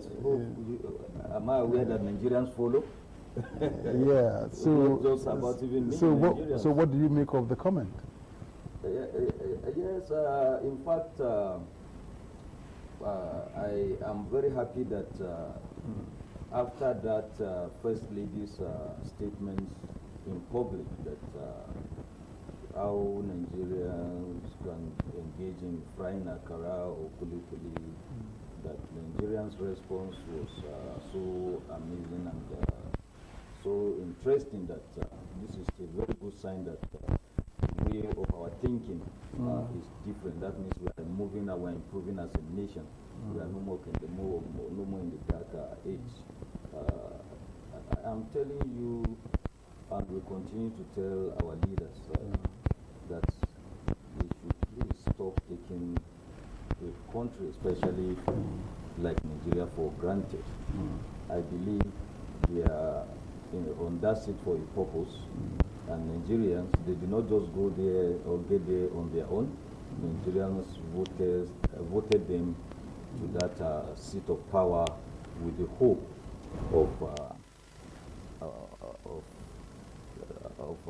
about the security of their life and a lot of things that is guided by the leadership in the government. And let me just tell you what from the response from the Nigerians, which are also part of this country. These statements, I can limit it to maybe to come up from a councillor, not even a local government chairman. So if a councillor made that statement, it's fine. A councillor at that level. Let's just say if a councillor was the one who made that they statement. Encourage some petty, very close, at that level, very close. A councillor can make... It's fine. So what is different between a councillor and... Thank you very much. It's a very good question. The wife of the president at a level, if you want to mention empowering the women or the youths, I think a level of empowerment should go to, even if we are going to be packaging kuli, should be in an advanced level. Maybe she must be ready to say, okay, now I'm introducing this to this is a new idea that's even that can grow the GDP. Because anything that somebody like the First Lady should be something that will grow the GDP of the country. So the akara selling and kuli will not grow the GDP? That's what we are taking you to. Where it can grow the GDP will now be. Now, this is a way you people can pack akara up to exportation level. And that is if she's talking to business owners. This is what I'm saying. Yes, but she wasn't referring to business owners. Yes. She was not. If she was referring to business owners, those who have the wherewithal to invest in business, I think your argument will suffice. Yes. But she wasn't referring to them. Yes. She was referring to the vulnerable people who have not even gotten the money. That's what I'm saying. Yes. Is beyond our attention to those. The councillors are there to address those issues. Okay, that sir. Is where I'm sir, saying, are you aware of the Renewed Hope Initiative grant? Renewed Hope Initiative grant. Are you aware of it? The Renewed Hope is the idea on paper, yes. Okay, so it's a good thing that you're aware of it. On paper. And you're also aware of the trader money. All on paper. The trader money during Buhari. All on news and paper. You didn't see when Osibanjo was sharing 10,000 naira to market women. He did. When they did, what was the outcome? But I saw it. They didn't tell them what. They just gave them the money. That's what I'm saying. They didn't tell them what to do with the money. They just gave them. Thank you. You continue your beautiful. analysis. So the Renewed Hope Initiative grant, it's a program of Tinubu where people be getting some amount of money from 25,000 up to 250,000 naira, depending on the category.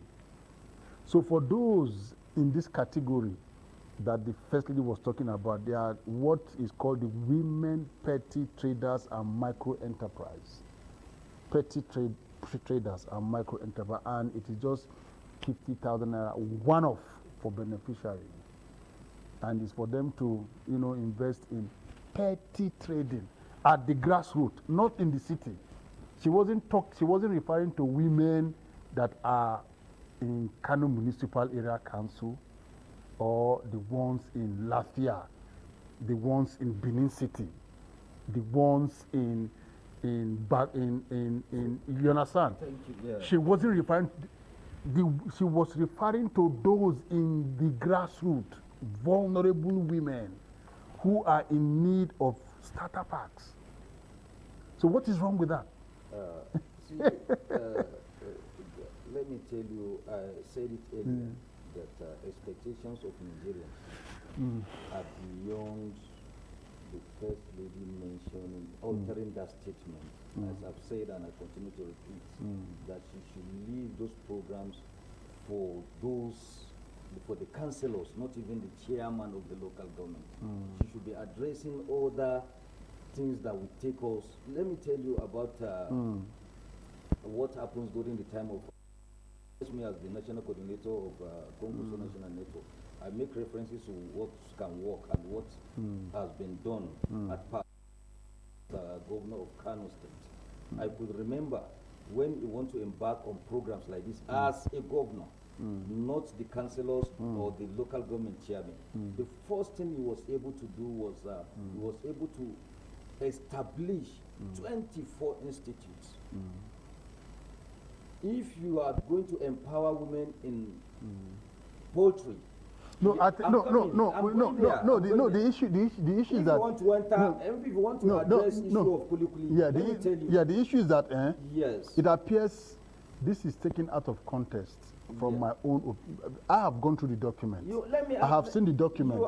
I have seen that. You have not allowed me to. Okay, no, I see that you are deviating into Konkoso's program in the past. I'm just telling you an example. I have to make reference to what we work. Okay. You see, if you want to talk, I can just be making statements now. People will. Okay, go ahead and make it. But I also know that when he made those programs, there are people that criticized him for the programs he made. I know Kano very well, and I followed it. I'm telling you, you can only criticize when critics, you want to make critics and make it constructive. Now, what are we criticizing? When you want to make this statement, you say that, okay, frying kulikuli, I said it earlier, that we can start frying kulikuli that can lead Nigeria, that are supplying in any part of the world. There is nothing bad in that. But it's not just to say, go and start frying the same kulikuli that these people have been frying for donkey years, for centuries, and they still remain. Go and see the life of the people frying kulikuli. But if there are programs, you should now we are introducing a new program for how fry kulikuli that can lead Nigeria to another level. This is what we come out from the First. Not in the last case.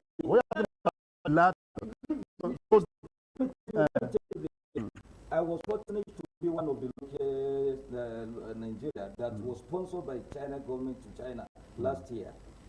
Chinese government sponsored, they pick most of Nigerians that they know that they have some passion for the country. So now I was part of who were selected to go and have eye-opening. How do you grow your economy? How do you people? That there are this type of businesses that are over these are household. Some don't give me more than 1K.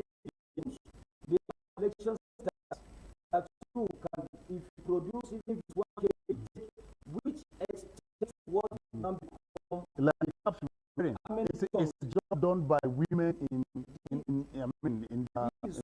their homes. Thank you very much. That's what I'm saying. Some of them in IDP camps. That's what I'm saying. That's what I'm saying. That's look at these points you are seeing.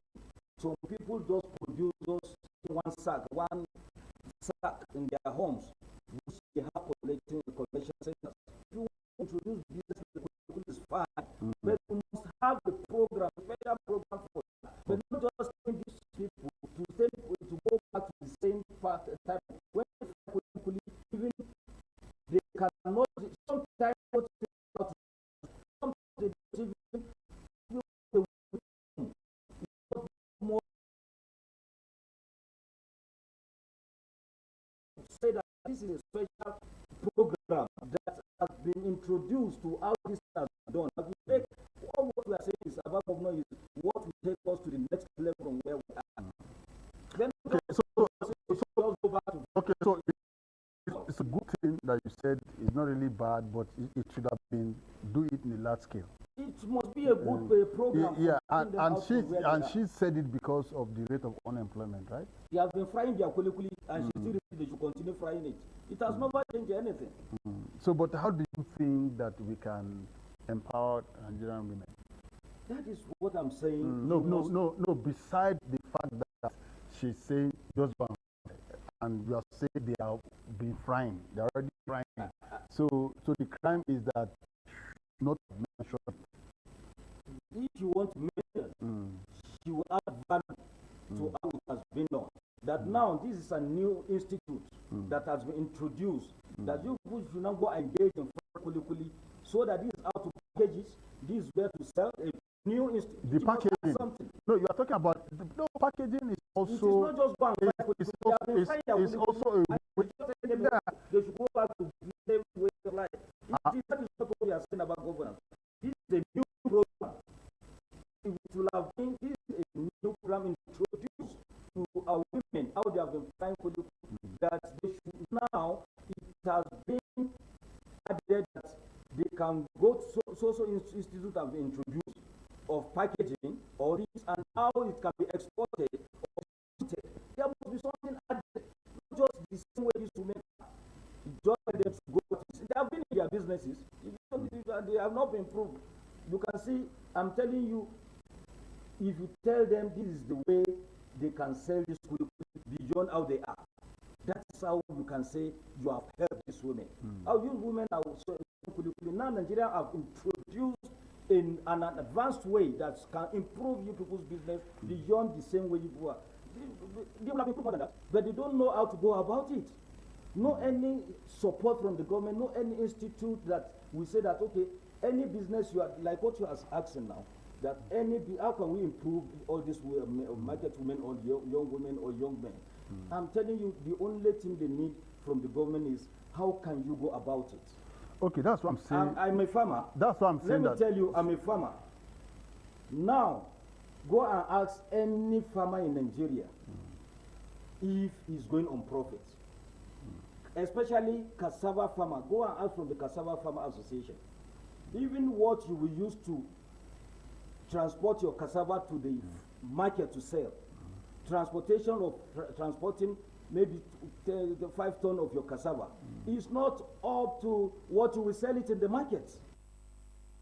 Just tell that we should encourage people just go back to the farm. When you go back to the farm, okay, you harvest for cassava. Cassava, before you can harvest it must last 12 months.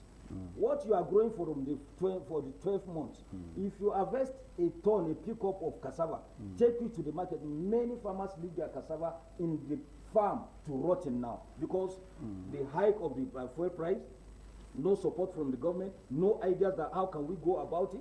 So a lot of things are there that they need to address before you start telling people to engage in the kind of business. Okay, so it's a good thing that you are advising the president's wife on value addition, and of course one of the 4 P's in marketing, which is packaging, right? If it's packaged well, she should begin to think of how she can tell those in the grassroots to know how to package their product so they can move from the grassroots to the city, from city it can be exported, right? Thank you. But sir, you know, Like you mentioned about China, they have so many products, and they have so many categories of, businesses. Yeah. And in our own level, the corn is a small category, akara is in that category, kulikuli is in that category. And in fact, somebody even discovered that the corn roasting is not peculiar to Nigeria. Even in Italy and some other countries in the West, they roast corn, and they also have their own petty businesses they use to feed their family, right? So how do you think that this government can actually, beside this, I don't want us to look at kulikuli again. You understand? You understand? We have dealt that. We have finished with that. How do you think that this government can encourage those in that low level to, add value to what they are doing, have a very good packaging, export to big cities, and if it's possible, to the Western world? So, yes, I told you I visited China. Where you now see what happens to this government, to this present government, is what was their blueprint. That is why you are seeing the Renew Hope Initiative grant is part of their blueprint. You understand? How they can give money to women in the grassroots. That is what I'm saying, that Adibin professionals have been there when they were making the blueprints, not just writing that. What are the programs that will come up? Now, I told you I was in China. The thing you learn about a country that will grow is about your raw materials. How can you package it and export it to other parts of the country? You should not just be a nation that will just be, what do they call, a consuming nation. A consuming nation. To be a that producing anything nation. you produce in your country also you see how to be packaged to be exported. Even if our dollar is 5,000 per dollar, is to an advantage to us, because you are selling and you are getting 5,000 naira. I must thank you for your time with us. You understand what I'm saying? So what I'm saying is just anything they want to do, how can we add value to it that can lead us, what is a kind of Asiwaju Moshood Shitu, National Coordinator, Konkoso National Network. I must thank you for your time with us. The time is really not our friend. 30 minutes for you, but because of the hold up, we'll bring you again so that we can have time to look at all this. Thank you so much. All right, thank you. And we'll now move to Lagos Network. We just pray. No, we'll now move that. You have to pay for that one. We'll now move to Lagos Network Studio for continuing of the program. Many thanks to you, Joseph Kadri. Good morning and welcome to our Lagos Network studio. We're still on CMI this beautiful morning on ITV. And of course, I'm not here alone. Dr. Victor Oha is here with me. We'll do this together. Doctor, good morning. Good morning.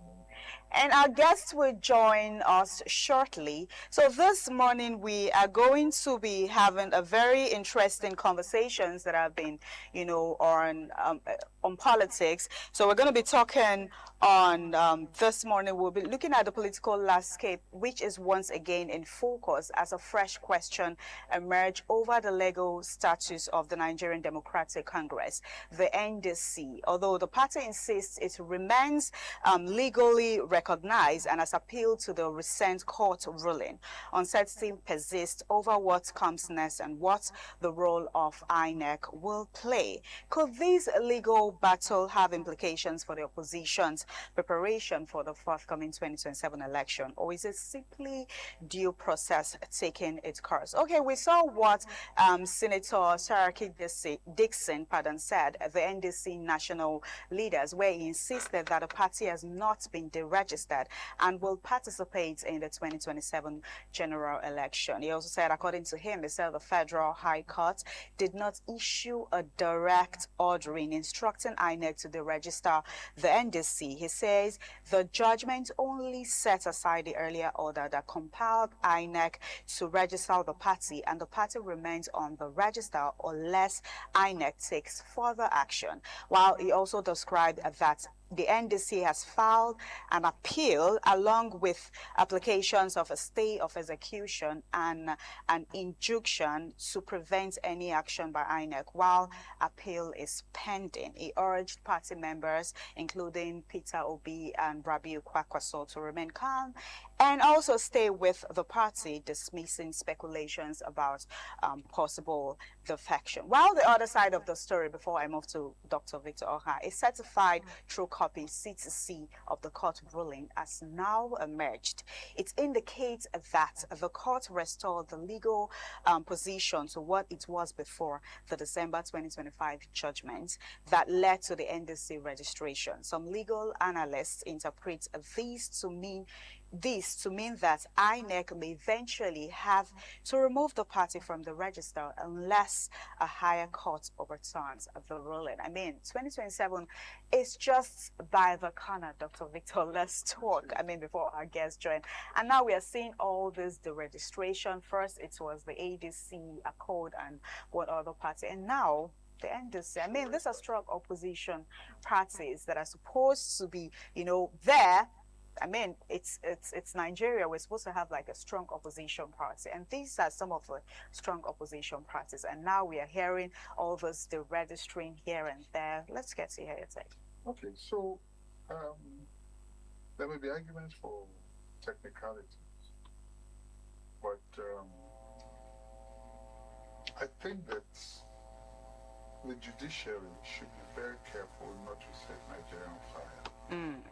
You will recall that former president or head of state, Abubakar, what's his name now? Abdulsalam Abubakar, had said that at the time AD was registered, it wasn't even qualified, but they applied discretion and registered it then. It's not the same case with NDC, because NDC went through the due process. After a while, if you apply and you have met all the conditions and INEC refuses to register, you can go to court and they will be compelled to register you. NDC did all that it was supposed to do. Now, the issue at hand right now is that I don't know how to call it, they're not yet a registered party, so we cannot call them a political party. It does not exist as it's not a political party under Nigerian laws. It's a company registered under CAC, Peace Movement Party. What they have done now is to say that they had applied to INEC. The application is not something has been granted the status of a party. That they had applied, and they did since 2015 also. ADC came on 2017, where ADC got registered first. Now, the challenge that we have right now is the issue of the logo. Yeah, exactly. Yeah, that logo. And they are claiming that the logo belongs to them. For me, this is majoring on the minor. I do not think that the logo is enough reason. If a logo is not okay, say, okay, change the logo. Exactly. That shouldn't be a problem. It's as simple as that. Why that becomes a major issue, and why even the court would now say, the argument of the court was that when NDC was being considered, the other party was not taken into consideration. Did the other party apply when NDC was applying? Why would you bring on something that, they never brought any case before you? They brought a case after the fact, and now you are now saying that, and in any case, that logo is not exclusive to that party. That is a logo that I have known, in fact, since I was born. It's a logo that has existed before we were born. It has always been there. I listened to, what do you call him now, the NDC chairman, and he argued. He said this was a logo that Gandhi had used, a long time ago. Not only that even in the 60s, one of the northern parties had used that same logo, then it was indicated, they called it Nasara, that is victory, the victory sign, you know. So it's not exclusive to anybody. It's not something that you say, okay, this is exclusive to one person or the other. Not talk about the Peace Movement Party that is concerned here. Now, why I mentioned the issue of AD was, having gone through all that we have gone through, you know, the issue of registration, what happened in recent time, I felt that a judge would have applied a bit of discretion. I'm not in the judiciary, I can't tell them what to do. But sometimes judges use their discretion. Even if you know a judgment can go one way, if you understand, if you look at the bigger implication, like you are giving somebody justice, okay, which is all right, but you know that in giving that person, in passing that judgment, there may be a conflagration. You can cause a country to burn because of that. Sometimes you apply your discretion. You understand what I'm saying? But in this case, what it's doing now, whether the government, the incumbent, I'm talking about the ruling party, exactly, may or may not be aware. Their hand may or may not be involved. But how can you? You know, a lot of persons. Yeah. At this point, they are thinking the ruling party is involved. Yeah, a lot of speculations. But can you? I mean, you know, like they say, the witch cried in the night, or the bird cried in the night. The child dies in the morning. You add one and one, and you automatically get it too, whether rightfully or wrongfully. Now, in this particular case, the challenge we have is that this is one coincidence too many. You find that everywhere Peter Obi goes, the hammer goes. Anywhere Atiku goes, the hammer goes. This is the first time that in this current democracy, this current state of our democracy, that you find that parties are being disbanded, hounded, and all that when they've already gone through the entire process. This is a week. I think it is this week also. This is a period when they're supposed to submit. Yeah, I mean, election is closed. Yes, they're supposed to submit the names of all their candidates and all that. And then what are you doing? And you know the implication of this. I'm wondering, if this goes on and they cannot submit candidates, and there is a time limit for everything, is that not another problem again? What are the implications? Would INEC now be saying that the other person will argue that they didn't meet the deadline, therefore they cannot be, you know, on the ballot? How? So it's all messy, all messed up. And this is a court of, you know, how do I put it now? Anyway, the good thing, like you said in your introduction, is that unless they go to a higher court, that is where the law itself becomes a hope for ordinary folks. Because if it were to end here, then obviously the fate of NDC and its candidates all across all the various offices would have been sealed. But we'll have to wait and see, because this definitely, they're going to appeal. Obviously, today is Monday. I'm sure that's the first thing they're going to do. And probably for injunction to stop the execution from executing that. Let's talk about what Atiku says.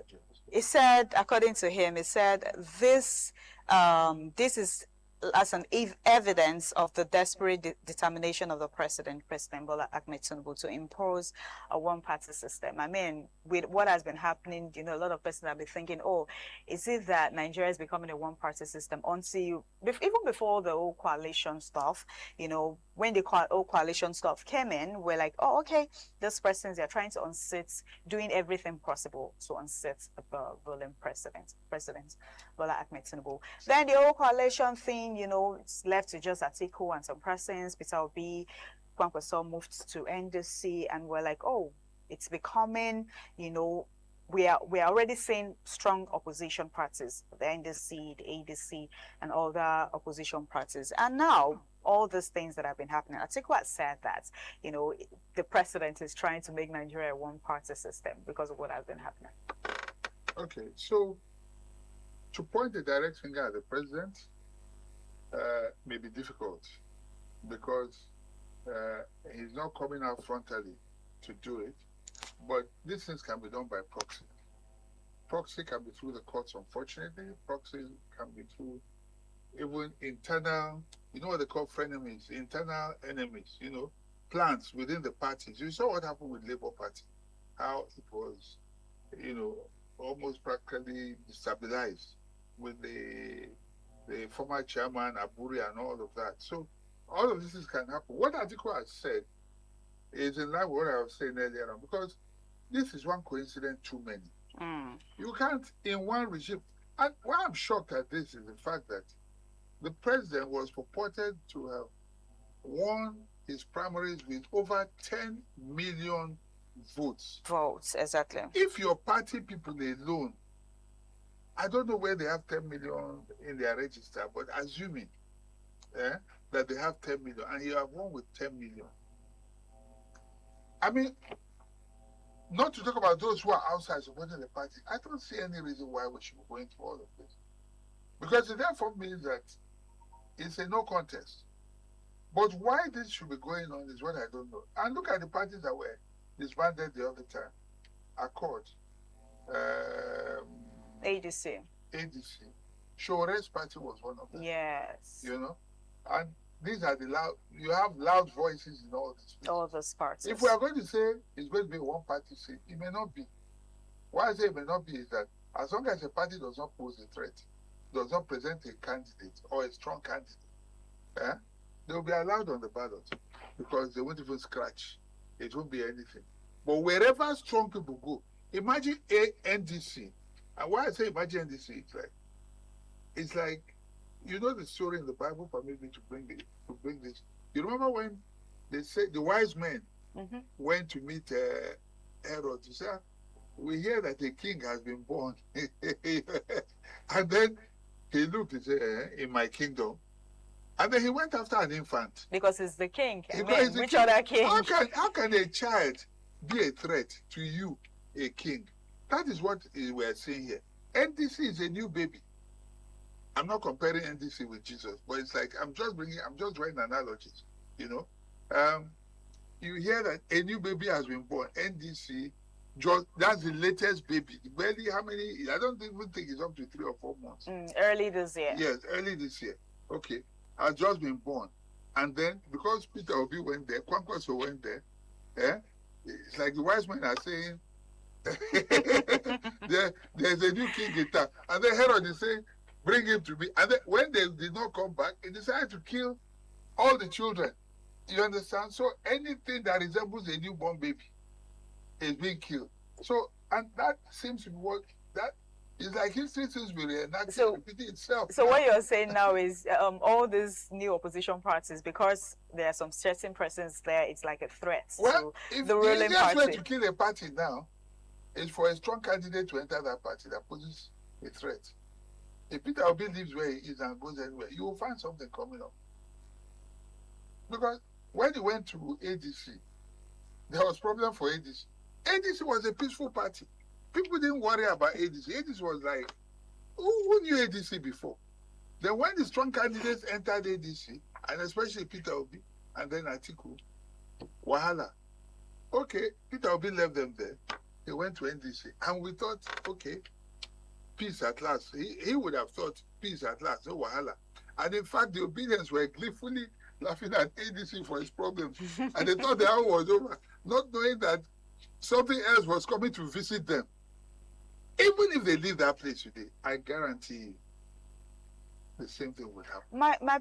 I wouldn't say it's a problem, but what I've got me thinking is why, first of all, why would they allow them conduct primaries election? It's very simple. If you feel, oh, this is happening, they are not qualified for this, then they do not need to conduct primaries election, because what people are saying is, you've allowed them conduct primaries election, they've done their primaries election, most of them, and now you're saying, oh, because of this, we are deregistering your party when election is just by the corner. And it's already given, because at this point, I feel most youth, especially youth, most persons, they are ready to come out to vote. Because I do hear, complaints, some persons talking that, oh, the situation of the country, the insecurity, food scarcity and all of that, oh, we are ready to vote and we're ready to do this. And at this point, all of this is happening at the same time. It's making, see, what Atiku said, okay, we're not going to be pointing hand to the president directly. What Atiku said is like, Nigeria is becoming a one-party system. it's obvious because I mean, see what's happening. Okay, you started by asking if they knew they were, why did they even register them? Why didn't they? And conduct the primaries election. Why did they allow them conduct the primaries election? Again, I take it back to my analogy. Notice that Herod did not go after Jesus immediately because he didn't know where the king was. He didn't know who he was, how strong he was, and all that. But he said, go, find out where he is. That find out where he is in this case is, let us see how strong they are. If they don't pose the threat, then there's no problem. Do you understand? They registered the party without knowing that Obi will be on that ballot. The issue of primaries, you could not have stopped them because it would have been too obvious. Do you get? And in any case, just being on that ballot, getting the party ticket alone would not have been enough. It was important to also gauge, seeing all those who are on the tickets of the party to see how strong they are. You know, if they don't have strong people, two of them alone may not be enough to make it happen. But having sense that they have candidates for every single, at least I heard the NDC chairman said so. They filled every slot. You know the implication of that? It means that they're on ground all over the country. It means that they can monitor their votes all over the country. Okay? It also means that they can influence voters all over the country, unlike what happened in the case of Labour before. You understand? Because if wherever you have a candidate, it means that they can campaign. It means they can monitor their votes. Do you get what I'm saying? So having seen that, ADC, and don't forget, the leader of ADC is, he demonstrated experience. And he has the wiliness of an experienced politician. You know, see what they did there. And they were able, they said, don't pay for nomination ticket until you win. You know, so they made sure they brought in a lot of, if you like, a lot of innovations in that party. And having seen that, every opposition is a strong opposition. Nobody knows that better than the president. So why we cannot point a finger at him, truly, because he has not come, he's not the one that initiated the case. But wherever there's a loophole, people can squeeze it. Dr. Victor, I want us to drift a little. We'll come back to our question. Have you seen you've seen the trending video of the president's wife where he says he gave that she has given us grants to some women, you know, to people to empower them, and there are lots of things we can do as Nigerians, because according to her, she has done her best at Nigeria. They've done their best for Nigeria. I mean, we can venture into frying akara, you know, selling corn, kili, and the rest of that. And I've been seeing a couple of Nigerians. I mean, Nigerians are funny. I've been seeing a couple of Nigerians, a couple of videos on the internet saying, oh, Madam President, we started frying the akara. You want us to fry? Nigerians can be so funny. I mean, at the same time, it's funny, but at the same time, it's not funny. You know, some persons are saying, oh, she said that, she just said that, saying that, okay, these are some things you can do. And other persons, a lot of persons are saying that, I mean, we're in 2026 where AI has taken over the world, technology, and now you're saying that, okay, there are some things you can do. You can fry akara, you can, you know, sell corn, you can sell kili, you know, to help yourself, because we've done what we can do. We've done our best, according to her, you know, to help and, you know, advise or support Nigerians. And this particular video has been trending on social media. A lot of persons have been talking, different people with their different reactions. Definitely. Let's get to hear your own reaction before we go back to our topic. There's an aspect you didn't talk about. Okay, let's She said she gave out 2 billion at one point, 1 billion at one point. And I'm wondering, from which source? Did you give it out of your pocket?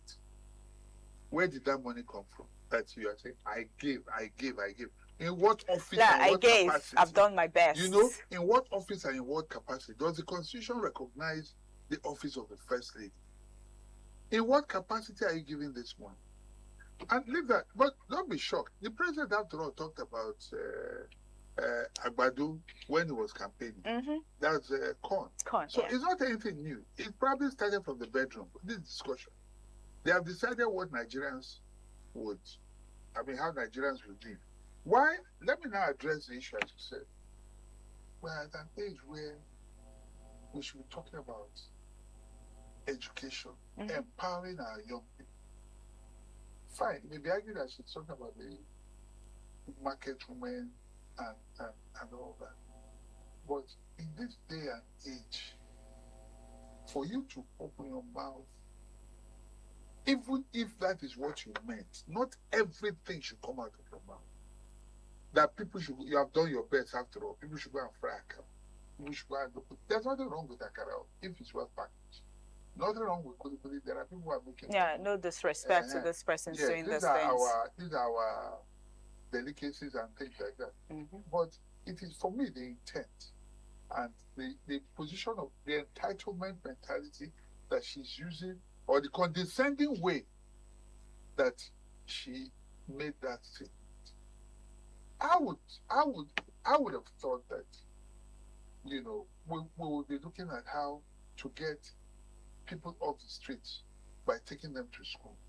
People who are selling akara don't sell akara because they want to sell akara. Do you understand what I'm saying? And even at that, how much akara can you sell to make ends meet in today's Nigeria? I think that whoever our advisors are, it is totally wrong. Nigerians are offended at the moment. Yes. Nigerians are angry at the moment. What we need is a word of comfort. We need encouragement. And we need to be able to get some of that subsidy money that was saved. We need to see how that thing can be channeled in more productive ways. Loans and things that will empower people properly. Not you go and give somebody 5,000, 10,000, say start akara. In all reality, look at it. If you want to take a vehicle from here to Ekpe and come back, that 10,000 will not even. It can't take you there back. I'm not talking about Uber. That's what you'll be talking about, almost 60,000, 12 or 80,000. You understand? That's public transport. And then what empowerment are you giving? So, if this is what they're discussing, and the bedroom as yes, well. If this is what they are discussing, I mean, what they think of Nigeria. This is really, really sad. This is 2026. Like I said earlier, we're not trying to no disrespect to these people selling akara there are lots of people then that has used this selling of akara or other businesses to train their children. Exactly. This is 2026. We shouldn't be talking about that. We shouldn't be. There are lots of it. Like you said earlier, Nigerians are angry. Nigerians are sad. This is not fair. It's insensitive. Even though they are making jokes out of it, coming out on social media, saying different jokes, video. Oh, Mrs. President, this is what you said we should fry akara. We started frying akara. Even though they are making jokes out of it, it is sad. Yes. No, but you see, the people who are coming out there are coming out to. It's more like they're just mocking her for what she has said. Because your own child will not go and sell akara. Exactly my point. You would not even allow your child to sell akara. Exactly, to do that. So speaking in such a condescending manner to Nigerians who are suffering right now, who can barely make ends meet, your take home cannot take you home. You understand? And then you are coming to tell them go and sell akara. It's not. Dr. Victor, let's come back to our conversation. I just wanted us to talk on this because, it's trending. So, at a stance now, do these opposition parties still stand a chance? The election is very, very close. Very, very close. I think what is happening, the strategy is to destabilize them. If you were in NDC, for instance, now you are already a candidate, you will start panicking. Because the next thing is, so what happens? Now that this has happened, is there another party I can go to and all that? And then you begin to doubt whether this party can truly protect you, whether this party is truly a place where you should be. And then, of course, the natural thing is to say the shortest place is a ruling party, APC. So the idea, basically, whether directly or indirectly, is to destabilize every party and make it seem like APC, and that's why the one party thing comes to play. Yeah, it's like that's the only party. If you want to be sure of anything, go into APC. If you're anywhere else, it's unstable. You cannot be sure. Even if you win, the courts might turn it. Or you might lose. You might lose. You might lose. Anything can happen to you. You know, that is not healthy. And I tell you why it's not. I tell you why it's not also healthy. What you are getting into the party now, APC right now, are not loyalists. When you get people through fear, not respect, they are not going to be loyal to you. Any day anything happens, they will abandon you they will just abandon you. That party can self-implode. It means you are just gathering people using fear mongering and fear tactics or threats. And when they all gather there, it's not out of love. I've heard people who are in the ruling party say denigrating things about themselves. They are in the party, but honestly what they are saying, I think the party should be a bit more conscious and they should try and earn the respect of Nigerians, genuine respect of Nigerians and love of Nigerians, genuine respect of even their party members if they truly want to remain for a long time. But through the methods that we're getting right now of intimidation and all that. The question is, yes, how would they earn that trust again back from Nigeria? How are they going to earn? I'm talking about the ruling party. How are they going to earn that trust? Because, I mean, we are in Nigeria and we're seeing what's happening. They should allow democracy prevail. What is happening right now is not helping my party. Sympathy is always with the weak. And so what is going to happen basically right now is that with what is happening, every decent person will say, what is going on? You understand? And you find even the international community will begin to sympathize with the opposition parties. That will not be healthy for them. That will not be. And to think of it, the ruling party already had like over 30 governors with them. Yes. And you mentioned of something about threats. Yes. And they're still threatened. Yes. Man. Why would you? You already have 30-something governors, 31 or 32 governors with you. Most of the members of the National Assembly, majority are with you. Okay? Your presidential candidate had 10 million votes. What are you afraid of? Unless, of course, the foundation is not sure and they are not. It's like what we are hearing is not true. That's why all of these desperate measures are coming on. So what I would just have to tell Nigerians is go out there, get your voter's card, go out during voting, cast your votes, vote your conscience. You are in Nigeria and you are seeing what has been happening in the country. Go cast your vote and vote your conscience. Yes, I always tell you that. Vote your conscience. And thank you, all our viewers, for joining our Lagos Network. Dr. Victor. It's fine. Always a pleasure. And join us again tomorrow. Thank you all for joining our Lagos Network studio this beautiful morning on CMI. I am Restelina Umko. Would be handing over to our Benin Network studio for the continuation on CMI. Do stay with us.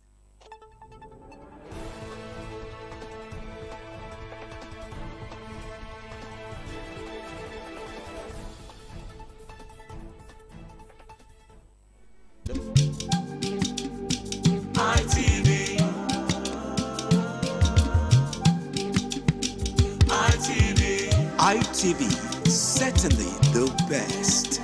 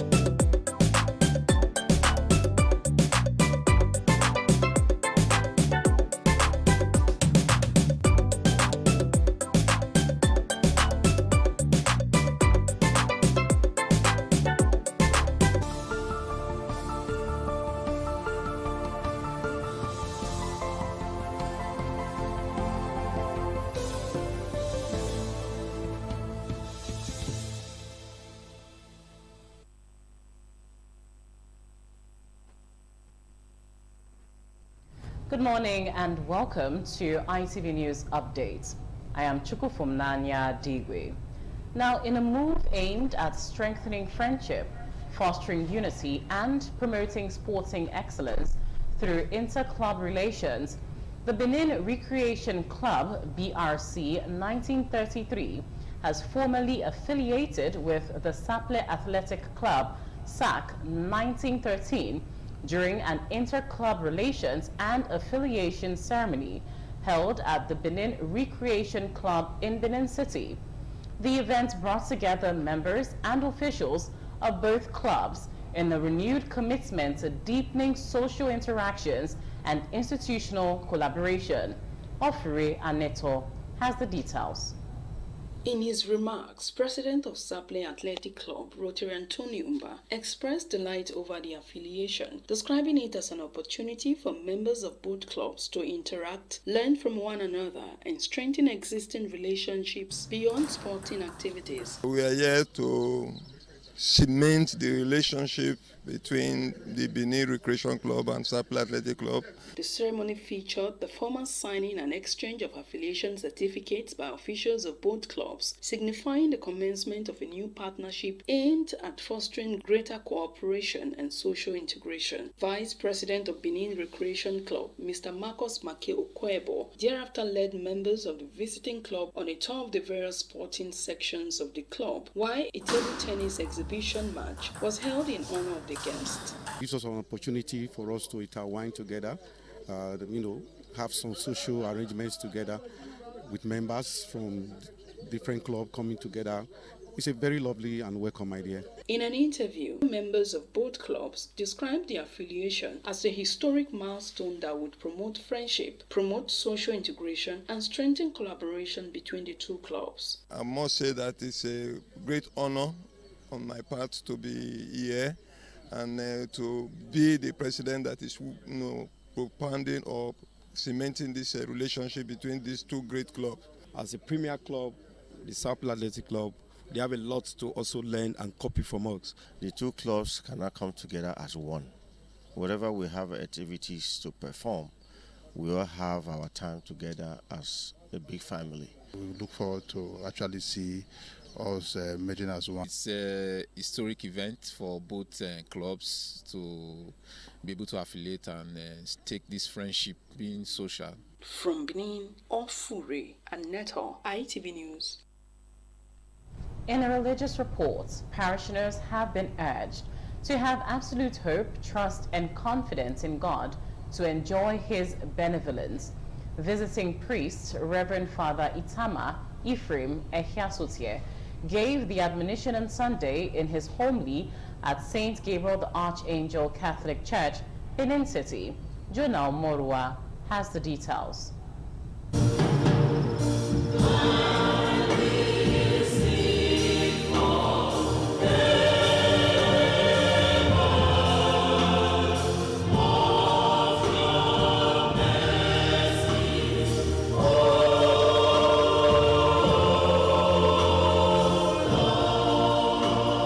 Dwelling on the topic, "The Lord has helped me," the visiting priest, Reverend Father Itama, emphasized that those who must enjoy the help of God should have hope, trust, and confidence in the helper. He cited contentment, gratitude, faith, real love, and boldness as other factors that attract God's help to the life of the believer in Christ, irrespective of the situation they are passing through. The clergyman encouraged parents to be prayerful and pay a close watch on their children to embrace a life of contentment and righteousness instead of seeking after ill-gotten words that attract destruction. It's always a reason to give God thanks as long as we are with God.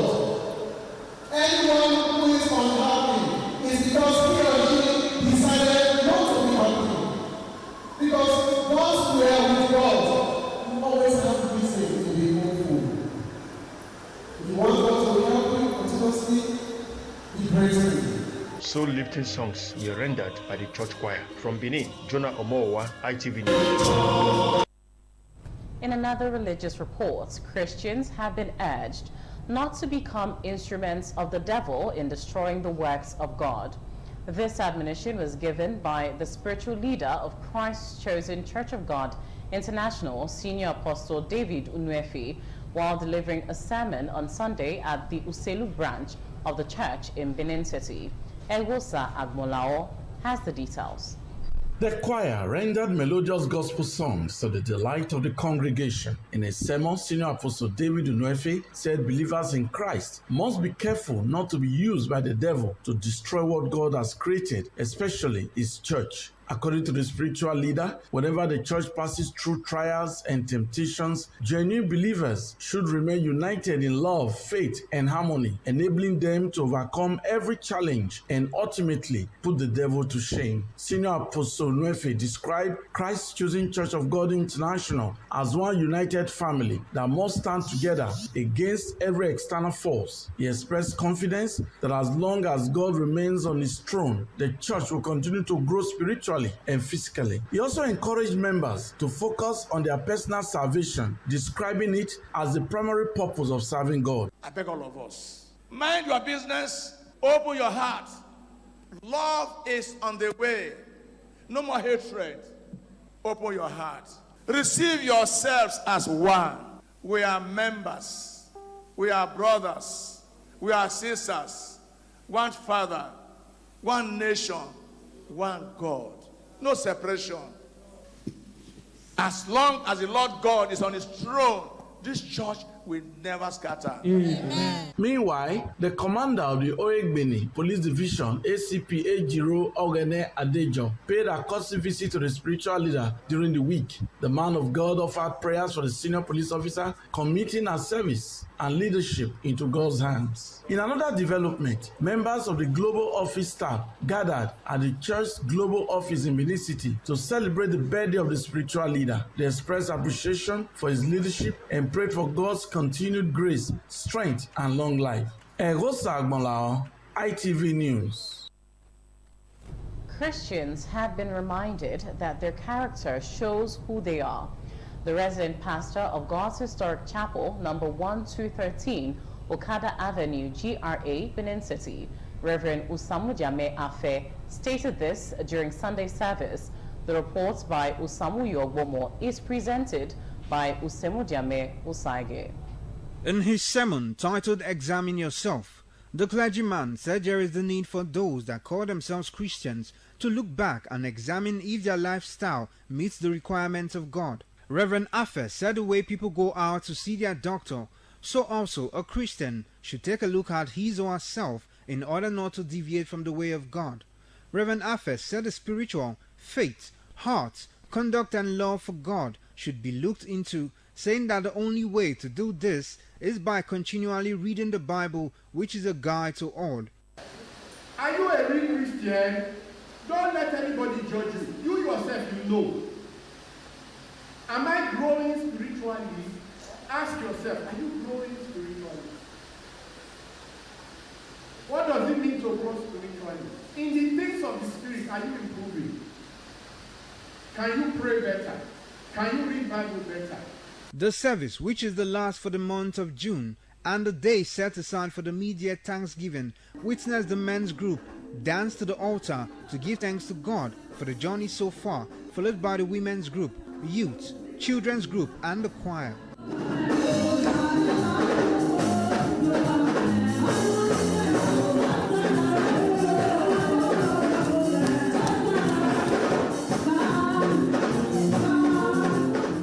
The church choir was on ground to render melodious songs to glorify God. Semdemel Sagi, ITV News. In more news, the Uwonde local government has sustained its environmental sanitation campaign with the removal of refuse, distilling of drainage channels, and clearing of overgrown weeds across key locations in the council area. The exercise is aimed at promoting a cleaner, healthier environment and to prevent flood menace. Oluwafemi Fariola has the details. Despite the temporary restriction of movement during the monthly environmental sanitation exercise, officials of the Uwonde local government were deployed to strategic locations to carry out an extensive cleanup exercise across the local government area, including the removal of refuse at Iho Market, the setting of drainage channels, and clearing of weeds along the Idokwa bypass and other critical areas to improve environmental hygiene, prevent flooding, and enhance the overall appearance of the community.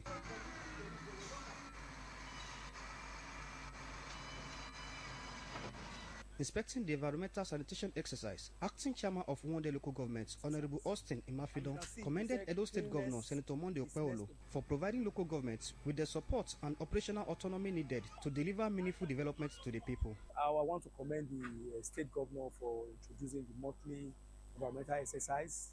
I want to use this opportunity to talk to the residents of Uwonde that there's need for them to be clean to avoid disease. The removal of accumulated refuse at Iho Market drew commendation from market women, traders, and residents who described the intervention as timely and beneficial to public health and commercial activities within the market. The dirty way you carry so, he do well. As he take carry and I happy well. He happy put well. Honorable Chairman Augustine Imafidon, aka Sinwina, he have done so much things.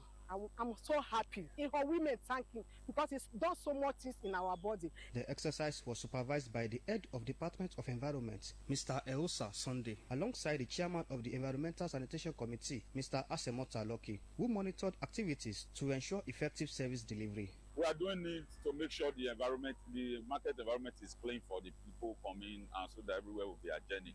We are calling on all good many people of Uwonde local government to ensure they participate fully in environmental sanitation exercise.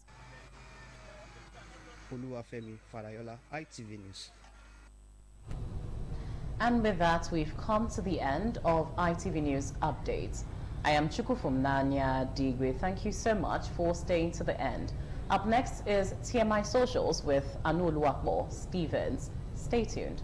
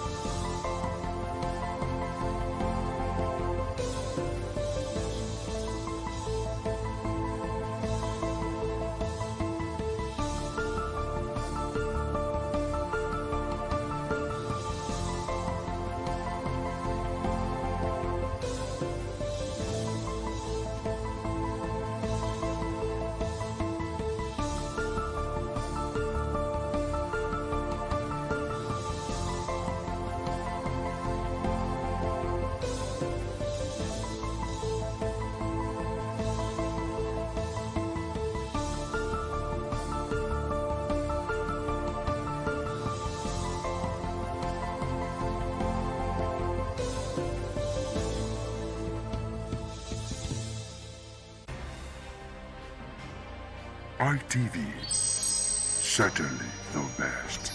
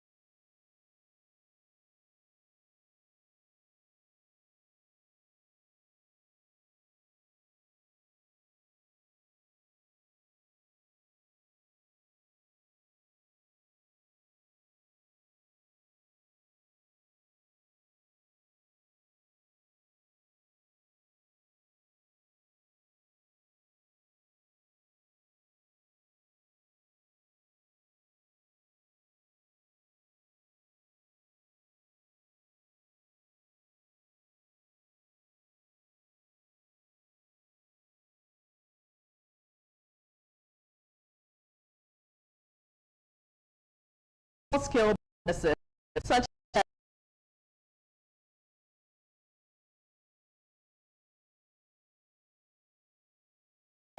the video.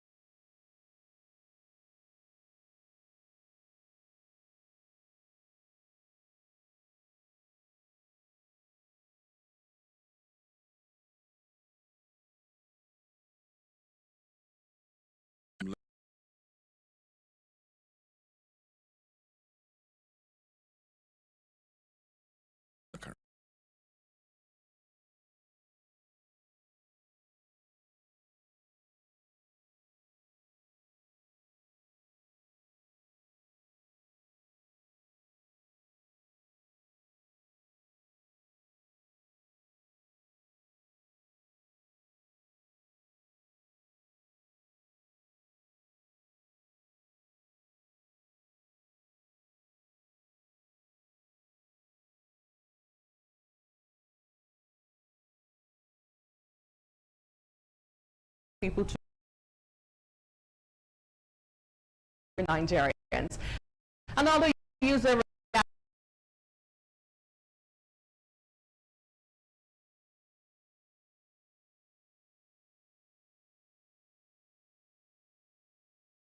firstly absolutely correct. There are many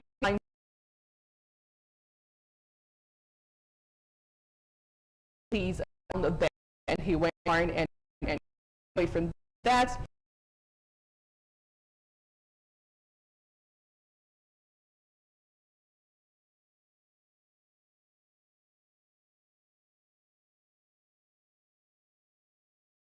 Habib Hamzat, known as Pera, following Rice's comment about an ongoing Olodo uprising in Nigeria. Let's take a listen.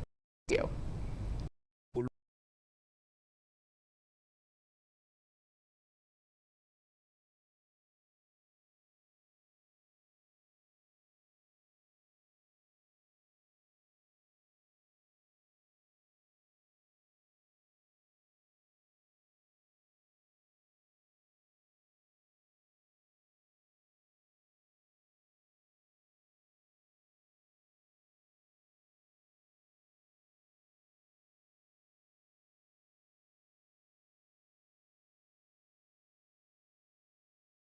Culture. Now we have Pella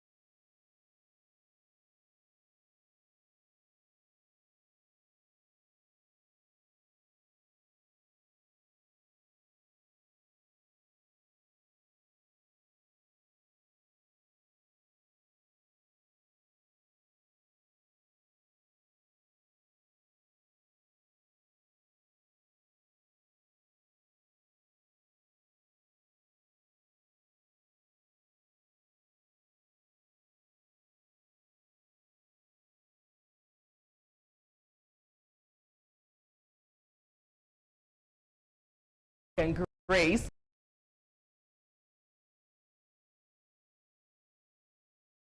As far as I have seen it in Nigeria, horror culture has been the most celebrated thing in this. It is really a shame, especially in academics. Now, away from that, let's take another reaction on this story with this user responding. I never followed any of those unintelligent content creators. I don't see anything you can learn from them. It's a big lose. How deep they have gotten to our young boys and girls mentality and their view of the world. Why see no lie? There is a massive attack on the present and future of Nigeria. Oh well, as we would say, God help us. Away from that, on the foreign scene, President Donald Trump, currently trending online, as he has claimed that the American military strikes in Nigeria helped prevent the mass killings of Christians by Islamic State-linked militants, pledging to continue targeting terrorist groups operating in the country. Take a listen to him. As you know, we recently struck Nigeria and largely ended the slaughter of great Christian populations. They have a great Christian population. They were being butchered. Thousands and thousands of people were being killed. Children, women, old people, just being slaughtered, hatched to death. They know that if they go further, the attack will be far greater, and that they don't want to really get involved anymore so much. Now, the big question is, has insecurity really ended in Nigeria? Let's find out from you and what you said regarding this video. This user wrote on Instagram, if President Trump could say this about the Christian genocide in Nigeria, then I don't believe anything he says about the war in Iran. Okay, another user reacting wrote, which of the Nigeria? US Nigeria or Nigeria? Now finally, this user says online, I love how people generally had their hopes in Trump. For some reasons, his supporters strongly believe that this guy is not a showman. Now back here in Nigeria, Peter Obi, the presidential candidate of the NDC, has come out to say that the federal government is doing everything possible to ensure that he doesn't participate in the 2027 general election. Take a listen to him. If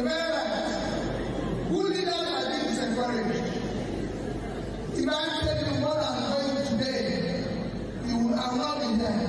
And everybody asks me, are you still going to go to Mandela? And I've said yes, I'm going there. And they say, what is happening now? You that you're going there? I say yes. I've seen the worst of it. Today, the federal government of Nigeria is doing everything possible to ensure that I'm not a candidate for this election. But I'll tell you, they won't win.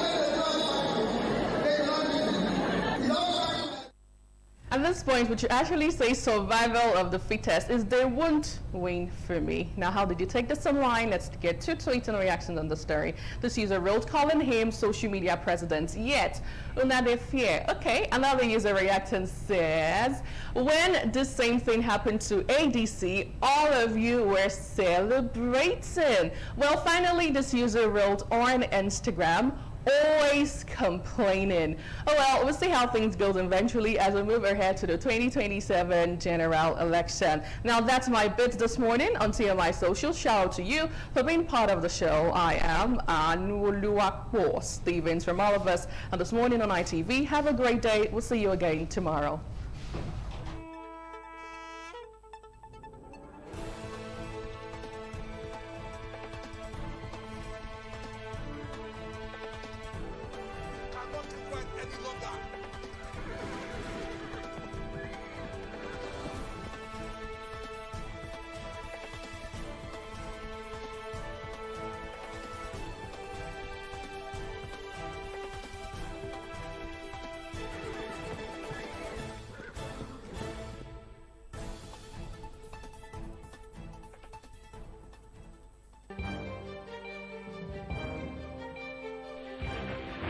This is ITV. Certainly the best.